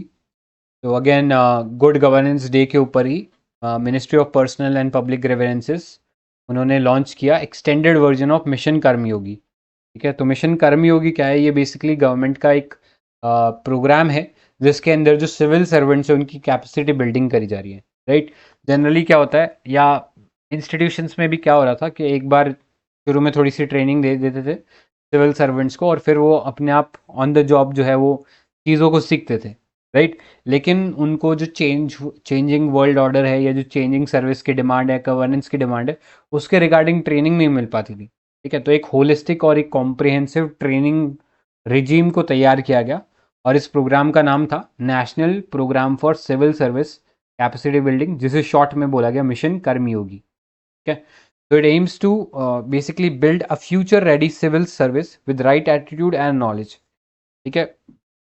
तो ऐसे सिविल सर्वेंट्स बनाना है जिनके पास राइट एटीट्यूड हो, इन द सेंस उनके अंदर प्रोफेशनलिज्म हो, प्लस उनके पास नॉलेज और स्किल भी हो, राइट।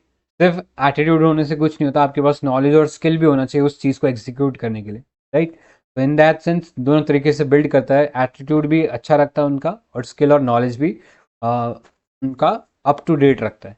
अब इसमें क्या क्या प्लेटफॉर्म्स है तो आपको पता होना चाहिए।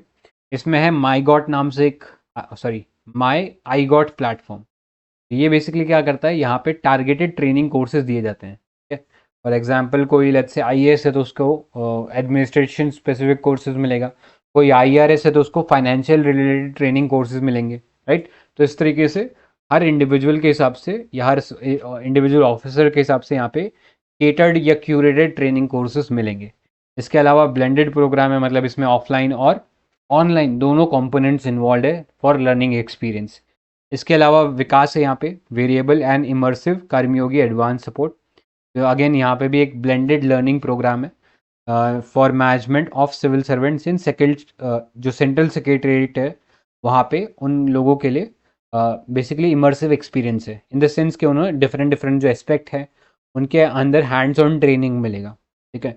इसके अलावा क्यूरेटेड प्रोग्राम्स हैं और 12 domain specific capacity building e learning courses हैं which are very trivial detail. कोई नहीं पूछेगा क्या क्यूरेटेड प्रोग्राम है, कितने ऐसे प्रोग्राम चल रहे हैं, राइट। तो ये फालतू की न्यूज़ है, हमारे काम की नहीं है। आगे चलते हैं नेक्स्ट। अब जो भी सिविल सर्वेंट्स होते हैं दे आर गवर्नड, उनका जो कंडक्ट है that is governed by the central civil service conduct rules 1964, ठीक है। तो ये पता होना चाहिए। तो उनका जो भी फंक्शनिंग है उनके अगर खिलाफ कोई कार्रवाई करनी है, अगर उन्होंने सही से काम नहीं करे, तो वो सब central civil services conduct rule 1964 के अंडर होगा। ठीक है, तो ये पता होना चाहिए। इसके अलावा रिसेंटली मिशन कर्मयोगी प्रारंभ नाम से एक नया प्रोग्राम लॉन्च किया गया था। तो प्रारंभ आपको पता है कि it's a Hindi word meaning starting. तो मिशन प्रारंभ या कर्मयोगी जो प्रारंभ है, it's an online orientation programme under ministry of personnel public grievances and pension. ठीक है, तो ऑनलाइन ओरिएंटेशन प्रोग्राम है, किसके अंडर है? Ministry of personnel public grievance and pension, यानी डिपार्टमेंट ऑफ पर्सनल ट्रेनिंग। तो इसके अंदर जो नए अपॉइंटेड सिविल सर्वेंट्स हैं उनके लिए बेसिकली प्रोग्राम्स हैं, उनका इंडक्शन कैसे होगा। जैसा होता है ना, आप कॉलेज में जाते हो तो आपका ओरिएंटेशन होता है, ठीक है, या इंडक्शन प्रोग्राम होता है, तो वही सेम चीज़ कर्मयोगी प्रारंभ जो है नए जो सिविल सर्वेंट्स हैं उनके लिए होता है। ठीक है, तो ये भी अगेन मिशन कर्मयोगी के अंडर ही आता है। क्लियर? अब इस मिशन कर्मयोगी के अंदर 6 पिलर्स हैं, मेंस के लिए ज़्यादा इंपॉर्टेंट है, बट यहाँ पे भी थोड़ा सा देख लेते हैं। पहला तो हो गया पॉलिसी फ्रेमवर्क। ठीक है, पॉलिसी के रिगार्डिंग जो सिविल सर्वेंट्स है उनके ट्रेनिंग के रिगार्डिंग क्या पॉलिसी होगा, तो उसके बारे में बात करते हैं। फिर इंस्टीट्यूशनल फ्रेमवर्क, कौन कौन से इंस्टीट्यूशन के अंडर उन्हें ट्रेनिंग दिया जाएगा। फिर कॉम्पिटेंसी फ्रेमवर्क। ठीक है, तो कॉम्पिटेंसी तो आपको पता ही है, ये मतलब आपके अंदर स्किल होना चाहिए टू कंप्लीट अ टास्क। ठीक है, तो स्किल प्लस एग्जीक्यूशन एबिलिटी, उसको हम बोलते हैं कॉम्पिटेंस, या skill plus aptitude is called the competence. ठीक है, नेक्स्ट है डिजिटल लर्निंग फ्रेमवर्क, जहाँ पे मैंने आपको आईगॉट प्लेटफॉर्म के बारे में बताया था, जहाँ पे आपके लिए टारगेटेड ट्रेनिंग कोर्सेज रहेंगे, जो कि आप ऑन द जॉब जिसको स्टडी कर सकते हो और अपने आप को, अपनी कैपेसिटी को इम्प्रूव कर सकते हो। नेक्स्ट है electronic human resource management, EHRMS। ठीक है, तो बेसिकली सारे के सारे जो सिविल सर्वेंट्स होंगे उनका इसके ऊपर अकाउंट होगा, और उस अकाउंट से ही वो अपना डिफरेंट डिफरेंट जो प्लेटफॉर्म्स है उसको एक्सेस कर पाएंगे अंडर मिशन कर्मयोगी। ठीक है, तो ये सारा का सारा ह्यूमन रिसोर्स का जो मैनेजमेंट है वो करेगा। And lastly monitoring and evaluation framework. अब ट्रेनिंग जो सिविल सर्वेंट ले रहा है तो उसको चेक करने वाला भी कोई होना चाहिए, तो उसका जो सुपीरियर है जो उसकी रिपोर्ट बनाएगा at the end of the day या at the end of the year, एक रिपोर्ट भेजी जाती है हर सिविल सर्वेंट की बाय देयर सुपीरियर्स। तो उस सुपीरियर जो है अब वो मॉनिटर कर सकता है कि उस साल में उस जो सिविल सर्वेंट है उसने कितने ट्रेनिंग्स को कम कंडक्ट किया है सक्सेसफुली। तो that was mission Karmayogi for you. इसमें कोई डाउट है, कोई क्वेश्चन है तो पूछिए। इसके अलावा एक क्वेश्चन था 2020 में कि ब्यूरोक्रेसी का बेसिक फंक्शन क्या होता है, तो एनी गेसेस या आंसर बता दो अगर दिवाई को याद आ रहा है। Policy implementation. Correct, to implement public policy, सही है। Cool, very good. तो यस, सिंपल था, बट अगेन क्या होता है कि वहाँ पे प्रेजेंस ऑफ माइंड ना हो तो फिर ऐसे क्वेश्चन भी कभी कभी क्लिक नहीं करते हैं। ठीक है, तो ये चीज़ों में थोड़ा सा मेंटल अलर्टनेस रखना ज़रूरी है, तभी हो पाएंगे ये वाले क्वेश्चन। ठीक है, आगे चलते हैं। नेक्स्ट है right to information for you guys. अभी रिसेंटली सुप्रीम कोर्ट ने डायरेक्ट किया सेंट्रल और स्टेट गवर्नमेंट को कि आप फिल करिए ये जो वैकेंसी है डिफरेंट सेंट्रल इन्फॉर्मेशन कमीशन और स्टेट इन्फॉर्मेशन कमीशन के अंडर। ठीक है, तो ये चीज़ें पता होनी चाहिए। अब बात करते हैं RTI के बारे में।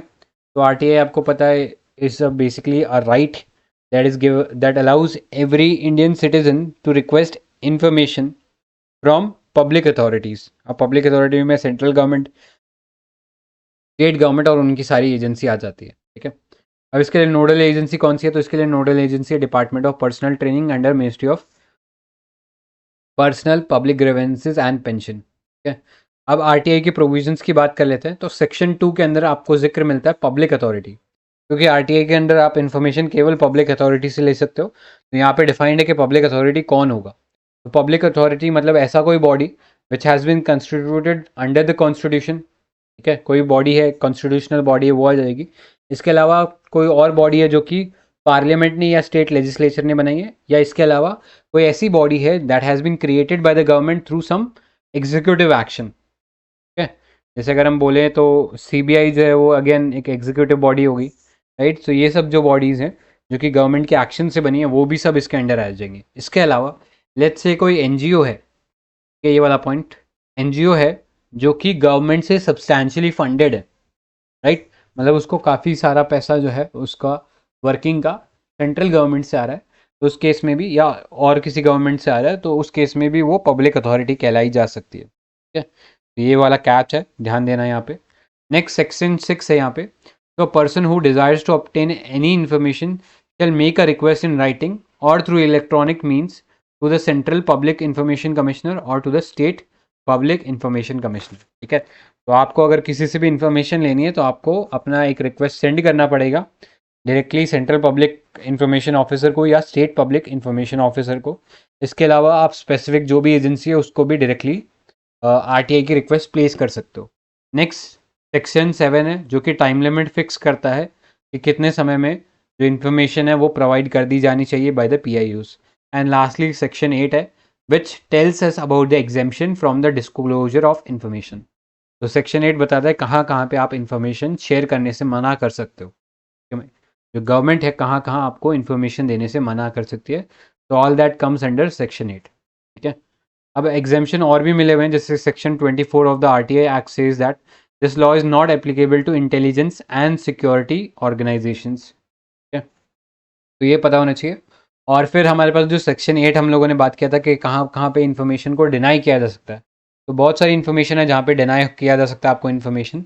जैसे अगर पार्लियामेंट्री प्रिविलेजेस का ब्रीच हो रहा है या लेजिस्लेटिव प्रिविलेजेस का ब्रीच हो रहा है तो वहाँ पे आपको इन्फॉर्मेशन मना की जा सकती है।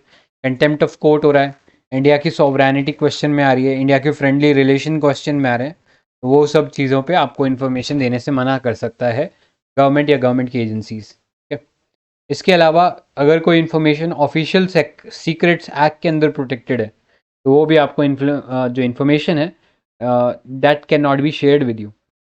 ऑल्दो सुप्रीम कोर्ट ने ये माना अपने एक डिसीजन में that the RTI takes precedence over official secret act, लेकिन यहाँ पे ये चीज़ ध्यान रखना है कि ये चीज़ तभी पॉसिबल है जब जो पब्लिक इंटरेस्ट है उस चीज़ केस में, जो पब्लिक इंटरेस्ट इन्वॉल्व है is more important than the harm that it does to the protected interest या national interest। ठीक है, तो अगर national interest को harm नहीं कर रहा है तो उस केस में RTI would take precedence over the official secret act। ठीक है, तो ये पता होना चाहिए। नेक्स्ट चलते हैं, एक बॉडी का हम लोगों ने बात किया, central information commission which is a statutory body, it has been constituted under the RTI act 2005। Clear. अब सीआईसी के अपॉइंटमेंट की बात करें तो इसमें एक कमेटी होती है, यहाँ पे prime minister would be acting as a chairperson, leader of opposition in the Lok Sabha and union cabinet minister nominated by PM. ठीक है, तो ये एक सिलेक्शन कमेटी होगी जो कि जो पर्सन का नाम सजेस्ट किया गया है, एक पैनल ऑफ पर्सन्स का नाम सजेस्ट किया गया है बाय द डीओपीटी, उसको फिर फाइनल उसमें से सिलेक्ट करेगी किस पर्सन को अपॉइंट करना है for chief information commissioner and information commissioners. ठीक है, अगर आपसे मैं एक सवाल पूछूं, अभी रिसेंटली हम लोगों ने एक बॉडी का फॉर्मेशन होते हुए देखा या एक सिलेक्शन कमेटी का फॉर्मेशन होते हुए देखा था जहाँ पे यही सेम ग्रुपिंग इन्वॉल्व थी। कोई नाम बता सकता है कहाँ पे ये सेम ग्रुपिंग इन्वॉल्व थी? Election commissioner, sorry chief election commissioner. Correct, very good. तो चीफ इलेक्शन कमिश्नर का भी जो पार्लियामेंट ने जो लॉ पास किया है उसके अंदर भी यही सेम कमेटी या एक सिलेक्शन कमेटी बैठेगी। ठीक है, तो सेम है कॉन्फ़िगरेशन, राइट। तो यहाँ पे तो बोल सकते हैं, यहाँ पे तो इन्फॉर्मेशन देने की बात है, लेकिन वहाँ पे इलेक्शन की बात है तो थोड़ा सा और स्ट्रिंजेंट होना चाहिए था, मतलब थोड़ा सा और इंडिपेंडेंस मिलना चाहिए था। बट एनीवेज, टेन्योर की बात करते हैं तो 3 इयर्स होगा टेन्योर और 65 ईयर्स ऑफ एज, इन दोनों में से जो भी अर्लीस्ट होगा उसको मानेंगे हम लोग। That would be the tenure of the chief election commissioner and the information commissioners. अब कंपोजिशन की बात करें तो यहाँ पे एक चीफ इंफॉर्मेशन कमिश्नर होंगे एंड उनके साथ साथ not more than 10 information commissioners. Clear. इसके अलावा जो पर्सनस होंगे यहाँ पे they will not be eligible for reappointment. ठीक है, इसके अलावा इनके पास पावर होगी ऑफ ए सिविल कोर्ट, यानी ये समन कर सकते हैं, डॉक्यूमेंट्स की मांग रख सकते हैं किसी पर्सन से, राइट। तो ये सारी चीज़ों के अंडर ये काम कर सकते हैं। इसके अलावा लेट्स से कोई पीआईओ जो है, पब्लिक इंफॉर्मेशन ऑफिसर, उसने लेट्स से अगर इस आरटीआई एक्ट के साथ कंप्लाई नहीं कर रखा है तो उसके ऊपर पेनल्टी लगाने का काम भी जो है वो सेंट्रल इंफॉर्मेशन कमीशन जो है वो कर सकती है। ठीक है, तो ये था about the central information commission या चीफ इंफॉर्मेशन कमिश्नर। तो इस पार्ट में कोई डाउट है, कोई क्वेश्चन है तो पूछिए। Any doubt? इसके अलावा रिसेंटली इसमें भी चेंज हुआ था, आरटीआई एक्ट के अंदर भी चेंज हुआ था। पहले क्या था, सीईसी और जो सीआईसी है उनका स्टेटस सिमिलर था, लेकिन अब गवर्नमेंट ने क्या बोला कि नहीं, ये जो सीआईसी है और सीईसी में काफ़ी डिफरेंस है, और सीआईसी का जो स्टेटस है ये थोड़ा सा डाउनग्रेड कर दिया। तो यहाँ पे भी अगेन जो एग्जीक्यूटिव है उन्होंने अपना ज़्यादा कंट्रोल कर लिया है सीआईसी के ऊपर भी। ठीक है, अब आगे चलते हैं नेक्स्ट। अब देखो आधार कार्ड के बारे में बात करते हैं। तो ministry of electronics and IT has propose rules to enable Aadhaar authentication by entities other than government ministries and department for better delivery of services. तो ये एक सिग्निफिकेंट डेवलपमेंट है। अब गवर्नमेंट के अलावा भी जो एजेंसीज हैं वो सब आधार ऑथेंटिकेशन का इस्तेमाल कर सकती है। ठीक है, तो आपको पता ही होगा, जैसे कई बार आपने देखा है कि आप लेट्स से कोई राशन कार्ड लेने गए या मनरेगा के अंदर अपनी पेमेंट लेने गए तो अपना अंगूठा ना आधार के पर्पस, आधार वेरिफिकेशन के लिए लगाता है। ठीक है, या आपने देखा होगा जब जियो की सिम बांटी जा रही थी तो आपका आधार कार्ड मांगा जाता था और आपसे आपकी जो बेसिकली कोई फिंगरप्रिंट हो गया उसका इस्तेमाल करके आपका ऑथेंटिकेशन किया जाता था। तो that was all possible because of the Aadhaar database. अभी आधार डेटाबेस बाकी कंपनियों के साथ शेयर किया जा सकता है for better delivery of services. अब ऐसा तो है नहीं उन कंपनीज को हम बोलेंगे लो ये हमारे पास आधार डेटाबेस है, आप इसको अपने पास रखो और चेक करो। ऐसे में तो सारी की सारी हमारे कंट्री के जितने भी लोग हैं उनकी सबकी डिटेल चली जाएगी उन कंपनीज के पास, which would be a very bad idea. तो इसको ओवरकम करने के लिए क्या आता है, इसको ओवरकम करने के लिए आता है एपीआईज। ठीक है, किसी ने सुना है एपीआईज क्या होती हैं? What are APIs?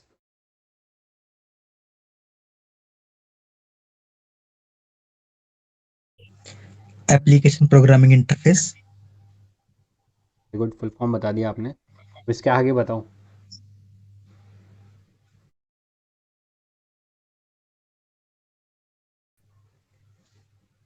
यही पता है सर। ठीक है, कोई नहीं। तो एप्लीकेशन प्रोग्रामिंग इंटरफेस सुना ही होगा आप लोगों ने, आजकल बहुत एपीआई स्टैक चल रहा है, इंडिया स्टैक चल रहा है। ठीक है, तो एपीआई क्या काम होता है, ये बेसिकली हेल्प करता है टू एप्लीकेशंस को, दो एप्लीकेशन को आपस में कम्युनिकेट करने में। फॉर एग्जांपल आपने ऊबर से गाड़ी बुक किया, तो अब जब आप ऊबर खोलते हो तो यू विल फाइंड कि वहाँ पे आपको एक मैप दिखाई देता है, which map is similar to the Google Map, जो कि अपने आप में एक अलग एप्लीकेशन है। तो बेसिकली क्या किया है, गूगल मैप ने अपना एक एपीआई बना दिया है, उस एपीआई को ऊबर जो है अपने डिवाइस में इंटीग्रेट कर लेता है।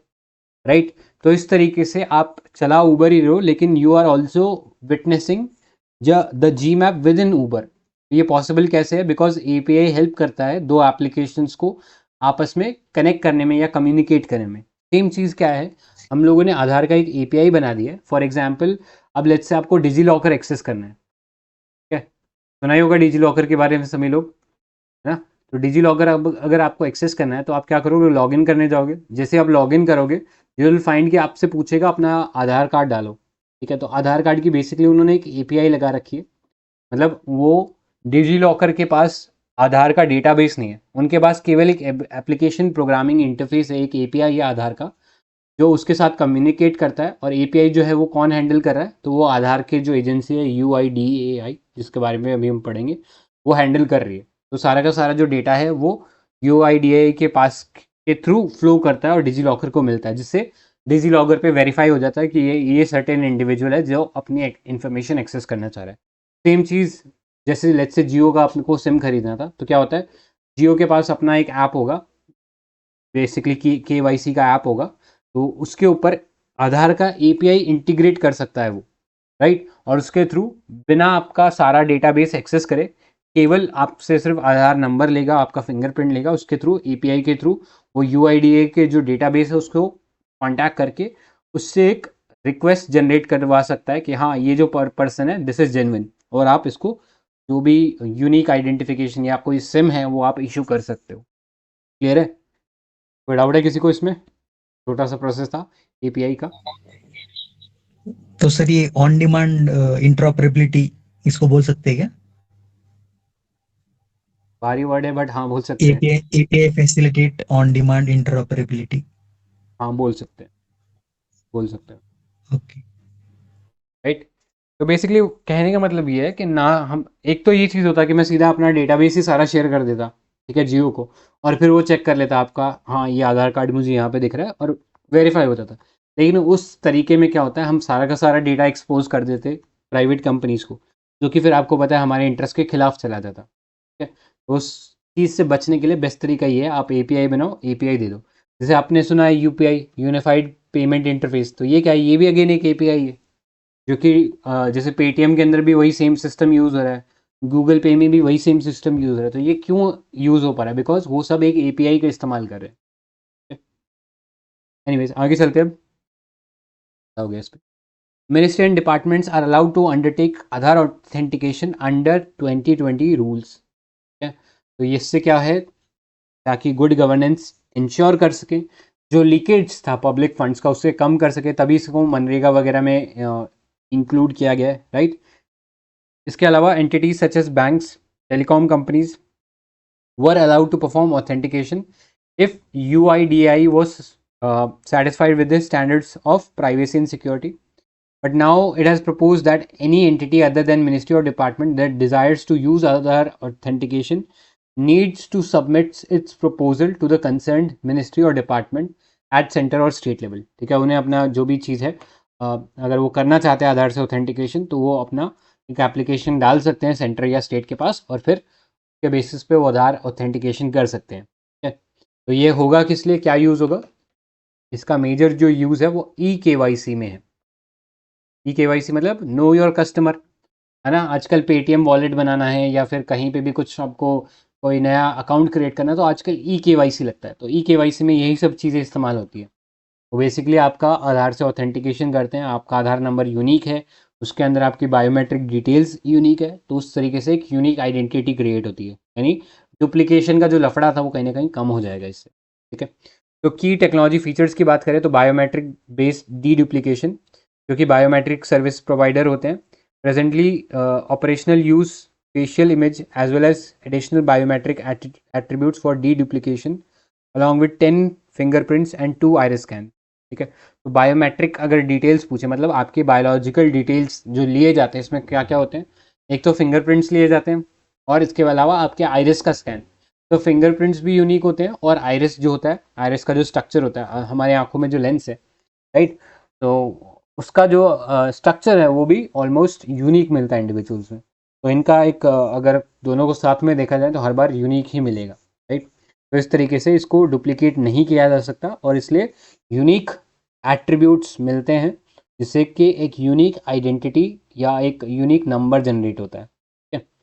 अब आपको पता है आधार जो है वो 12 डिजिट यूनिक नंबर है, राइट, जो हर पर्सन के लिए यूनिक होगा, कोई दो पर्सन को सेम बायो आधार नंबर नहीं मिलेगा, राइट। ये सारे नंबर्स रैंडमली जनरेट होते हैं, ठीक है।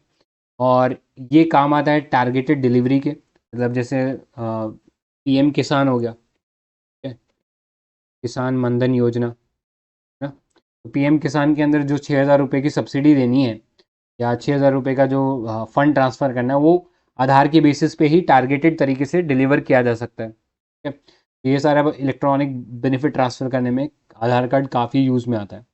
अब इससे रिलेटेड एक बहुत फेमस केस है जो आपको पता होना चाहिए, which was the KS Puttaswamy case, famously known as the right to privacy, है ना, जिसमें रिकग्नाइज किया था कि राइट टू प्राइवेसी एक फंडामेंटल राइट है।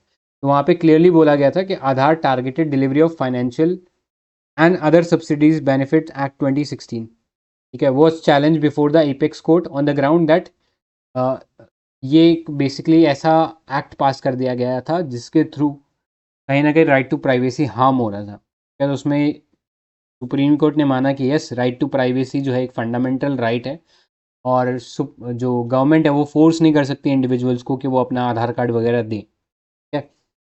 तो लेकिन यहाँ पे ये चीज़ एक्सेप्ट किया गया था कि जो आधार कार्ड है, ये आधार एक्ट है, दैट वाज कॉन्स्टिट्यूशनल। इसके अलावा इसमें ये चीज़ माना गया था कि पार्लियामेंट ने जो पास किया आधार एक्ट, ठीक है, ये चीज़ सही था, राइट। तो सुप्रीम कोर्ट में इस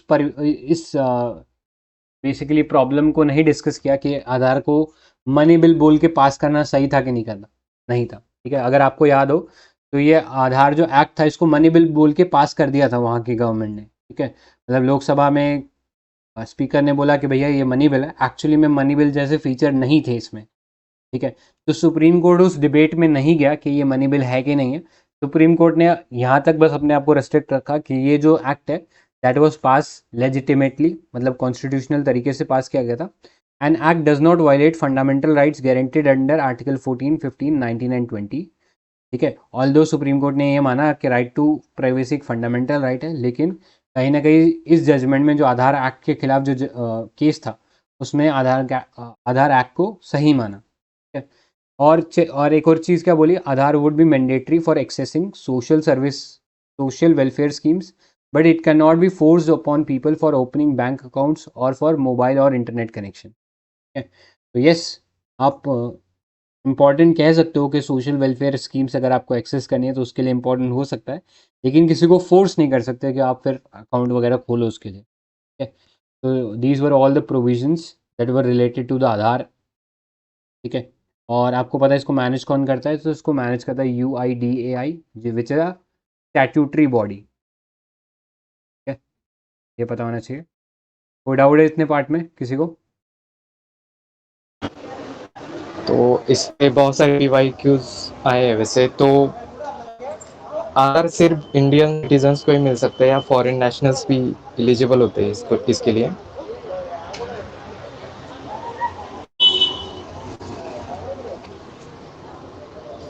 It is not of citizenship, so it can be issued to foreign nationals as well. हाँ करेक्ट, मतलब 6 मंथ से ज़्यादा कोई रह रहा है तो उसको भी आधार कार्ड मिलता है, तो एलिजिबल होते हैं। और Aadhaar card is mandatory for getting benefits funded out of Consolidated Fund of India, true और फॉल्स? 2020 का पीवाईक्यू था। सही है, करेक्ट है। और जो ग्रेजुएट एपीआई का कॉन्सेप्ट था, हाँ सर, बोलो बोलो आपने।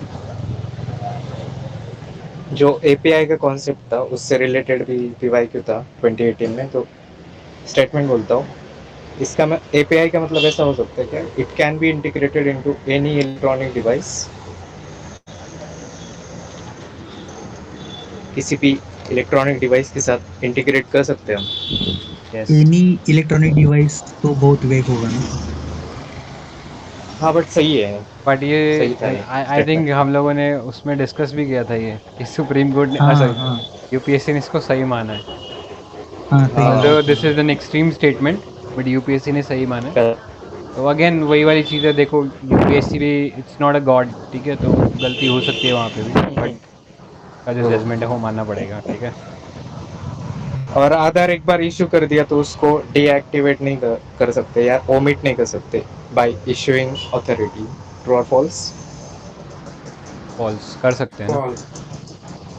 कर सकते हैं। तो ये भी सारे स्टेटमेंट पीवाईक्यू में थे, बहुत सारे पीवाईक्यूज हैं इसमें। राइट, ठीक है। तो काफ़ी इंपॉर्टेंट है, यहाँ पे UIDA के बारे में देख लो। This was establish under the provisions of the Aadhaar Act 2016 under ministry of electronics and IT, ठीक है। To issue unique identification number और बाकी आधार एनरोलमेंट और वो सब, ठीक है, वो सब चीज़ों के लिए भी UIDA पूरे के पूरे सिस्टम को मैनेज करेगा, डेटा को प्रोटेक्ट करेगा, उसको सिक्योर करेगा, ठीक है। अब आप लोगों से एक क्वेश्चन है, आप लोग बताइए, येस और नो में आंसर रहेगा इसका। तो can an Aadhaar card be issued to a child below 5 years of age? Yes. Yes, true. Correct, yes.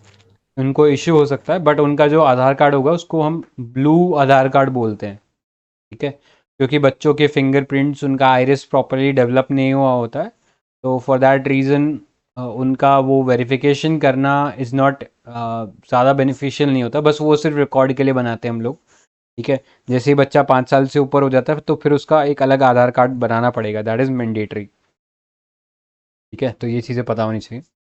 Anyways आगे चलते हैं। Next, regulation of online gaming कोई काम का नहीं है, नॉट वेरी सिग्निफिकेंट।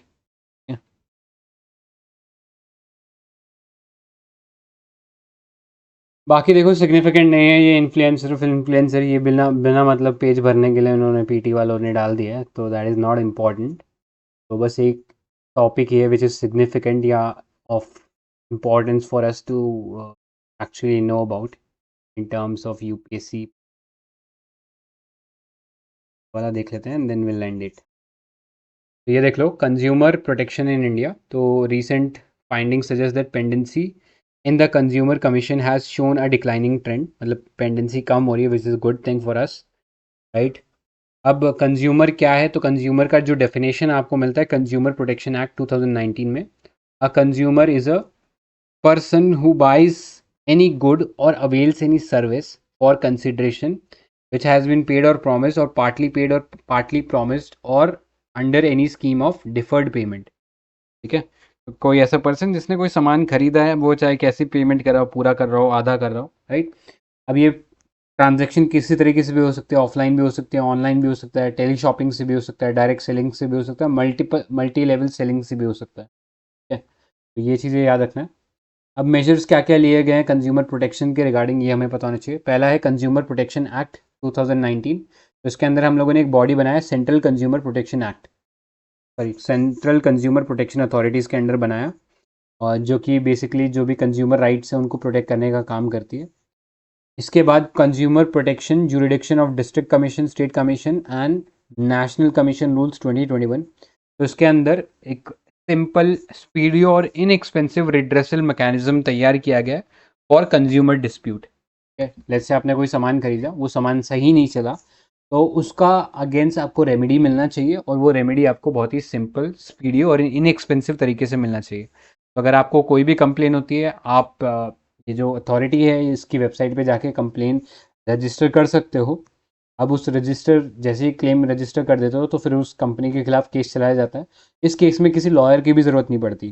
ठीक है, तो यहाँ पे आप अपना जो भी डॉक्यूमेंट्स है वो सजेस्ट करो, जहाँ पे आपका प्रूफ ऑफ जो बाइंग है वो पता लगे, और क्या गारंटीड टर्म्स जो थे वो एक्चुअली में नहीं मीट हुए, उनके बारे में जानकारी होनी चाहिए. पोस्ट विच फिर इस पर एक्शन लिया जाएगा.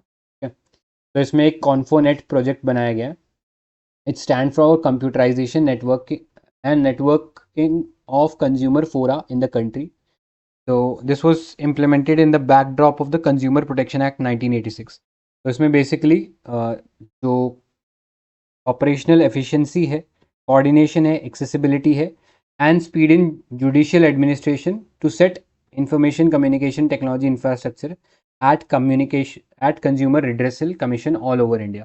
ठीक है, तो अक्रॉस इंडिया जितने भी कंज्यूमर रिड्रेसल कमीशंस हैं, उन सब के ऊपर आईटी इंफ्रास्ट्रक्चर को डेवलप करने के लिए ये कॉन्फोनेट जो प्रोजेक्ट है ये स्टार्ट किया गया था. ठीक है, इसके अलावा आपके पास एक और ग्रीवेंस रिड्रेसल मैकेनिज्म है called Ingram. This is called integrated grievance redressal mechanism, Ingram portal. So this was developed under the aegis of Department of Consumer Affairs to raise awareness, advise and redress consumer grievances and act as central registry for lodging of computer grievances. तो अगर आपको कोई भी product से related कोई issue है, तो आप इस इनग्राम पोर्टल पे जाके उसे रजिस्टर कर सकते हो. इसके अलावा जो भी आपकी कंप्लेंट है वो यहाँ पे एक सेंट्रल रजिस्ट्री पे जाएगा. इसके अलावा जो डिपार्टमेंट ऑफ कंज्यूमर अफेयर है, इसी के थ्रू अवेयरनेस का भी जो काम है, लोगों को अवेयर करना about the rights that they enjoy as a consumer, उसके बारे में भी बताने का काम इनग्राम पोर्टल के थ्रू किया जाएगा. नेक्स्ट है ई दाखिल. तो ये भी अगेन एक इम्पॉर्टेंट पोर्टल है. यहाँ पे आप हेजल फ्री, स्पीडी और इनएक्सपेंसिव फैसिलिटी है to consumers around the country to conveniently approach the relevant consumer forum. तो अगर कभी भी आपने कोई प्रोडक्ट परचेज़ किया है, उसमें कोई आपको लगता है कि कोई गलती हुई है या मैन्युफैक्चरिंग डिफेक्ट है, जिसे जो मैन्युफैक्चरर है वो सॉल्व करके नहीं दे रहा है, या अपना जो भी उसका क्लेम था उसको फुलफ़िल नहीं कर रहा है, तो आप इजीली ई दाखिल प्लेटफॉर्म पे आ जाओ और यहाँ पे अपना जो भी कंप्लेंट है वो फाइल कर दो. तो उसको रेलेवेंट जो लेवल है ऑफ ग्रीवेंस रिड्रेसल, जहाँ पे आपको पता है कि नेशनल, स्टेट और डिस्ट्रिक्ट लेवल पर ये बॉडीज़ जो है देखने को मिलती हैं या क्लासिफाई की गई हैं, तो रिलेवेंट बॉडी के पास पहुंचा देगा, और फिर जो भी उसका सोल्यूशन होगा आपको मिल जाएगा. ठीक है, within a given period of time. Lastly certification markers to protect and sensitise consumers about quality standards. क्या, तो अलग अलग जो क्वालिटी स्टैंडर्ड्स हैं उनके बारे में जानकारी देने का काम सर्टिफिकेशन मार्कर्स के थ्रू होगा. तो ये था कंज्यूमर प्रोटेक्शन in India. इसमें कोई डाउट है, कोई क्वेश्चन है तो पूछिए. इस पे भी 2012 में PYQ था, तो स्टेटमेंट बोलता हूँ, ट्रू और फॉल्स बताना. Consumers are empowered to take samples for food testing. उनके पास राइट है वैसे.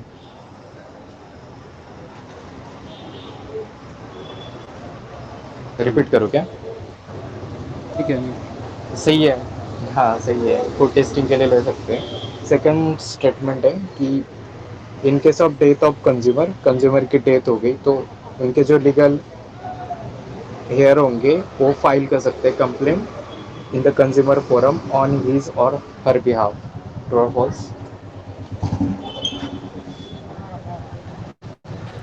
True. ट्रू. सही है. तो यही थे स्टेटमेंट PYQ में. ठीक है. फर्स्ट और स्टेटमेंट रिपीट कर सकते हैं क्या एक बार? वो सुनाई नहीं दिया. फर्स्ट स्टेटमेंट जो आपने बताया एक बार, वो सुनाई नहीं हाँ, दिया मुझे. उसमें ये बोल रहे थे कि कंज्यूमर के पास राइट है कि फूड टेस्टिंग के लिए सैंपल्स ले सकते हैं. कहीं पे भी जाके आप मतलब मांग सकते हो टेस्टिंग के लिए. ओके.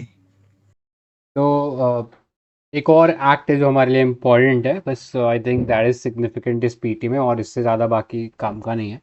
उसको देख लेते हैं, देन विल वाइंड अप. ठीक है. तो scheduled tribes and other traditional forest dwellers recognition of forest right act 2006. तो रिसेंटली जो फॉरेस्ट राइट एक्ट है, इसके अंदर जो बेसिकली रिपोर्ट ऐसा आया कि जो स्टेट्स हैं they have rejected nearly 40% of land claims under forest right act, जो कि एक बहुत सिग्निफिकेंट नंबर है. तो इसमें आपको पता है बेसिकली बात क्या होती है फॉरेस्ट राइट एक्ट में. लेट्स से कोई ट्राइबल है तो उनको राइट है कि वो फॉरेस्ट के अंदर कुछ एरिया जो है क्लेम कर सकते हैं एज देयर ओन, राइट. क्योंकि वो हमेशा से वहाँ पे रह रहे हैं, तो उन शेड्यूल ट्राइब्स को राइट है उस एरिया में रहने का. अगर आप उनका जब राइट रिकग्नाइज करते हो तो वो राइट फॉरेस्ट राइट एक्ट के अंदर रिकग्नाइज किया जाता है. ठीक है. तो आप पहले क्लेम करते हो, अगर स्टेट गवर्नमेंट को लगता है कि हाँ ये क्लेम सही है तो वो पास हो जाएगा, बट अगर उन्हें नहीं लगता है तो फिर उसको रिजेक्ट कर देते हैं. तो यानी अगर 100 क्लेम्स आए हैं उनके पास, तो 40 क्लेम्स वो रिजेक्ट कर रहे हैं, केवल 60 ही पास कर रहे हैं. तो अगेन एक सिग्निफिकेंट नंबर है. अब बात करते हैं इस फॉरेस्ट राइट एक्ट के बारे में. तो it recognises the rights of forest dwelling tribal communities. तो यहाँ पे याद रखना है that this act is not just limited to scheduled tribes. इसके अलावा this is also relevant for traditional forest dwelling communities, यानी और कम्युनिटीज़ जो कि शेड्यूल ट्राइब की कैटेगरी में नहीं आती या ट्राइब्स की कैटेगरी में ही नहीं आती हैं, तो वो सब भी बेसिकली ट्रेडिशनल फॉरेस्ट ड्वेलर के अंदर आ सकती हैं, और वो अपना जो राइट है under this forest right act claim कर सकते हैं. ठीक है. फॉर एग्जांपल लेट्स से मैं ट्राइबल हूँ, लेट्स से मैं फॉरेस्ट में रह रहे थे कई सालों से हम लोग, तो ऐसे में आई कैन ऑल्सो क्लेम कि यस ये फॉरेस्ट में हम लोग कई सालों से रह रहे थे, तो यहाँ पे फॉरेस्ट लैंड पे मेरा राइट है, even though I am not a tribal. ठीक है. कहने का मतलब ये है.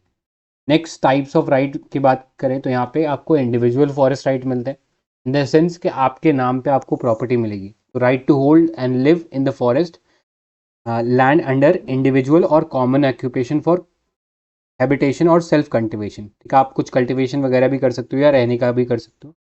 इसके अलावा कम्युनिटी फॉरेस्ट राइट मिलते हैं. लेट्स से 4-5 लोगों का 4-5 फैमिलीज़ का हम बोल सकते हैं कि कम्युनिटी हो गया एक ट्राइब का.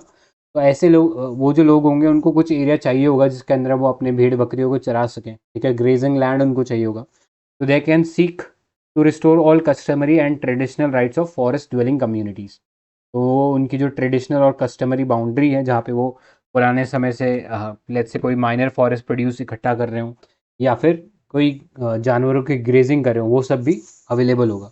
Next, community forest management right. तो right of ownership, access to collect, use and dispose of minor forest produce which has been traditionally collected within or outside village boundaries.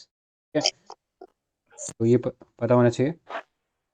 आगे चलते हैं. नेक्स्ट, नोडल एजेंसी कौन होगा. तो इस forest right act के अंदर nodal agency would be the state government and the UT administration. Next, the role of Gram Sabha. It is the authority to initiate the process for determining the nature and the extent of individuals and or community forest right or both. है। तो ग्राम सभा का इसमें बहुत important role होगा। ग्राम सभा ही identify करेगा कौन कौन से जो इंडिविजुअल वो एक्चुअली उस एरिया में रह रहे थे, ठीक है। तो याद रखना इसका ग्राम सभा का अगेन बहुत इंपॉर्टेंट रोल है। इससे पहले ग्राम सभा का हम लोगों ने इंपॉर्टेंट रोल कौन से एक्ट में देखा था, किसी को याद है पीटी में? नहीं बड़ी एक्ट क्या? पैसा में हाँ पैसा पैसा में, पैसा करेक्ट, पैसा में देखा था। वहाँ पे भी ग्राम सभा क्या कर रहा था, यही forest, minor forest produce, land alienation को प्रिवेंट करना। वही सेम चीज़ यहाँ पे भी हम लोग ग्राम सभा का एक इम्पॉर्टेंट रोल देखते हैं, ठीक है। Next, land titles. तो act recognises the right of an individual और फैमिली और a community on the land, however claim should not exceed more than 4 hectares. ऐसा ना हो कि आप बहुत बड़ा एरिया अपने नाम कर रहे हो और फिर उस पर फार्म हाउस वगैरह बना के बैठ जा रहे हो, ठीक है। तो 4 हेक्टेयर्स बहुत बड़ा एरिया होता है, मतलब बहुत सिग्निफिकेंट। लाइक अगर इसको शायद बीगाज में कन्वर्ट करें तो इट वुड बी अराउंड 30 और 30 बीगाज के आसपास होगा, तो एक बहुत बड़ा एरिया हो जाता है। Next, the land title given under FRA is a legal title. Legal title है और land rights conferred by the act are heritable, मतलब आपकी फ्यूचर जनरेशन को भी मिलेगा, but are not transferable. For example आप सोचोगे आप यहाँ से बेच कर किसी को निकल जाओ, किसी आउटसाइडर को बेच के निकल जाओ, तो that would not be possible, ठीक है। आप किसी को बेच नहीं सकते हो और उस लैंड को एलिनेट भी नहीं कर सकते, ठीक है। Next, diversion of forest land for local development rights, establishment of school, dispensary, hospital, anganwadi के लिए आप कर सकते हो। Next, protected areas. तो F is applicable in national parks, wildlife sanctuary and tiger reserve. तो अगेन इंपॉर्टेंट है, ये इसके अंदर भी मिलेगा। हाउएवर इसमें भी कभी कभी क्या होता है कि जैसे कोर एरिया हो गया नेशनल पार्क का, उसमें वो आपका राइट जो है वो रिस्ट्रिक्ट कर सकते हैं, बट वहाँ पे अगर आपको हटाते हैं तो फिर आपको प्रॉपर कंपनसेशन दिया जाएगा।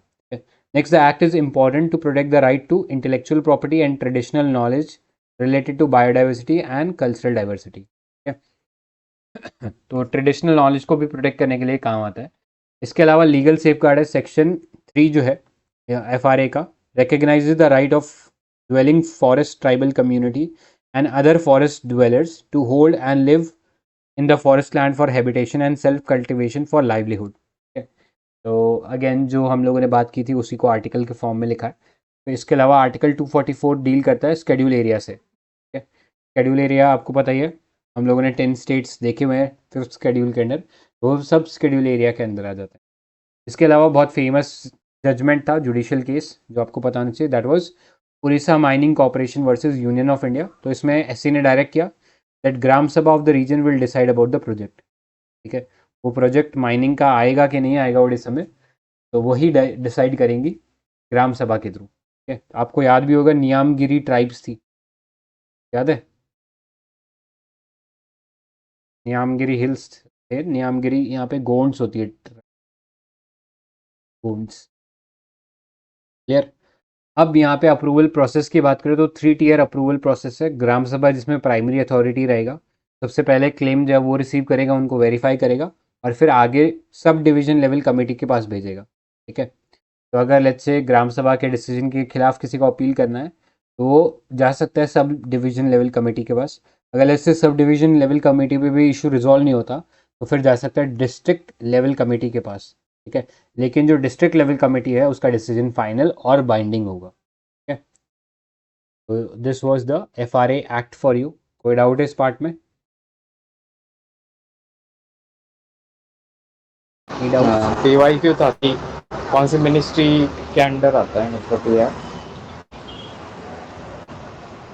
2021 था question. Tribal affairs. Tribal affairs, सही है। और पैसा? पैसा पंचायती राज। सही है। के लिए यहीं रेस्ट्रिक्ट करते हैं हमारे डिस्कशन को। एंड विद दैट PT 365 पूरा हो गया है, तो अब हम नेक्स्ट PTs चालू कर सकते हैं, ठीक है। तो यहाँ पे PT 365 एंड हो गया पॉलिटी का, राइट। नेक्स्ट PT अब जो आया है दैट इज़ आपके लिए इकोनॉमी पार्ट है, ठीक है। तो नेक्स्ट जो PT चालू करेंगे तो दैट वुड बी इकोनॉमी।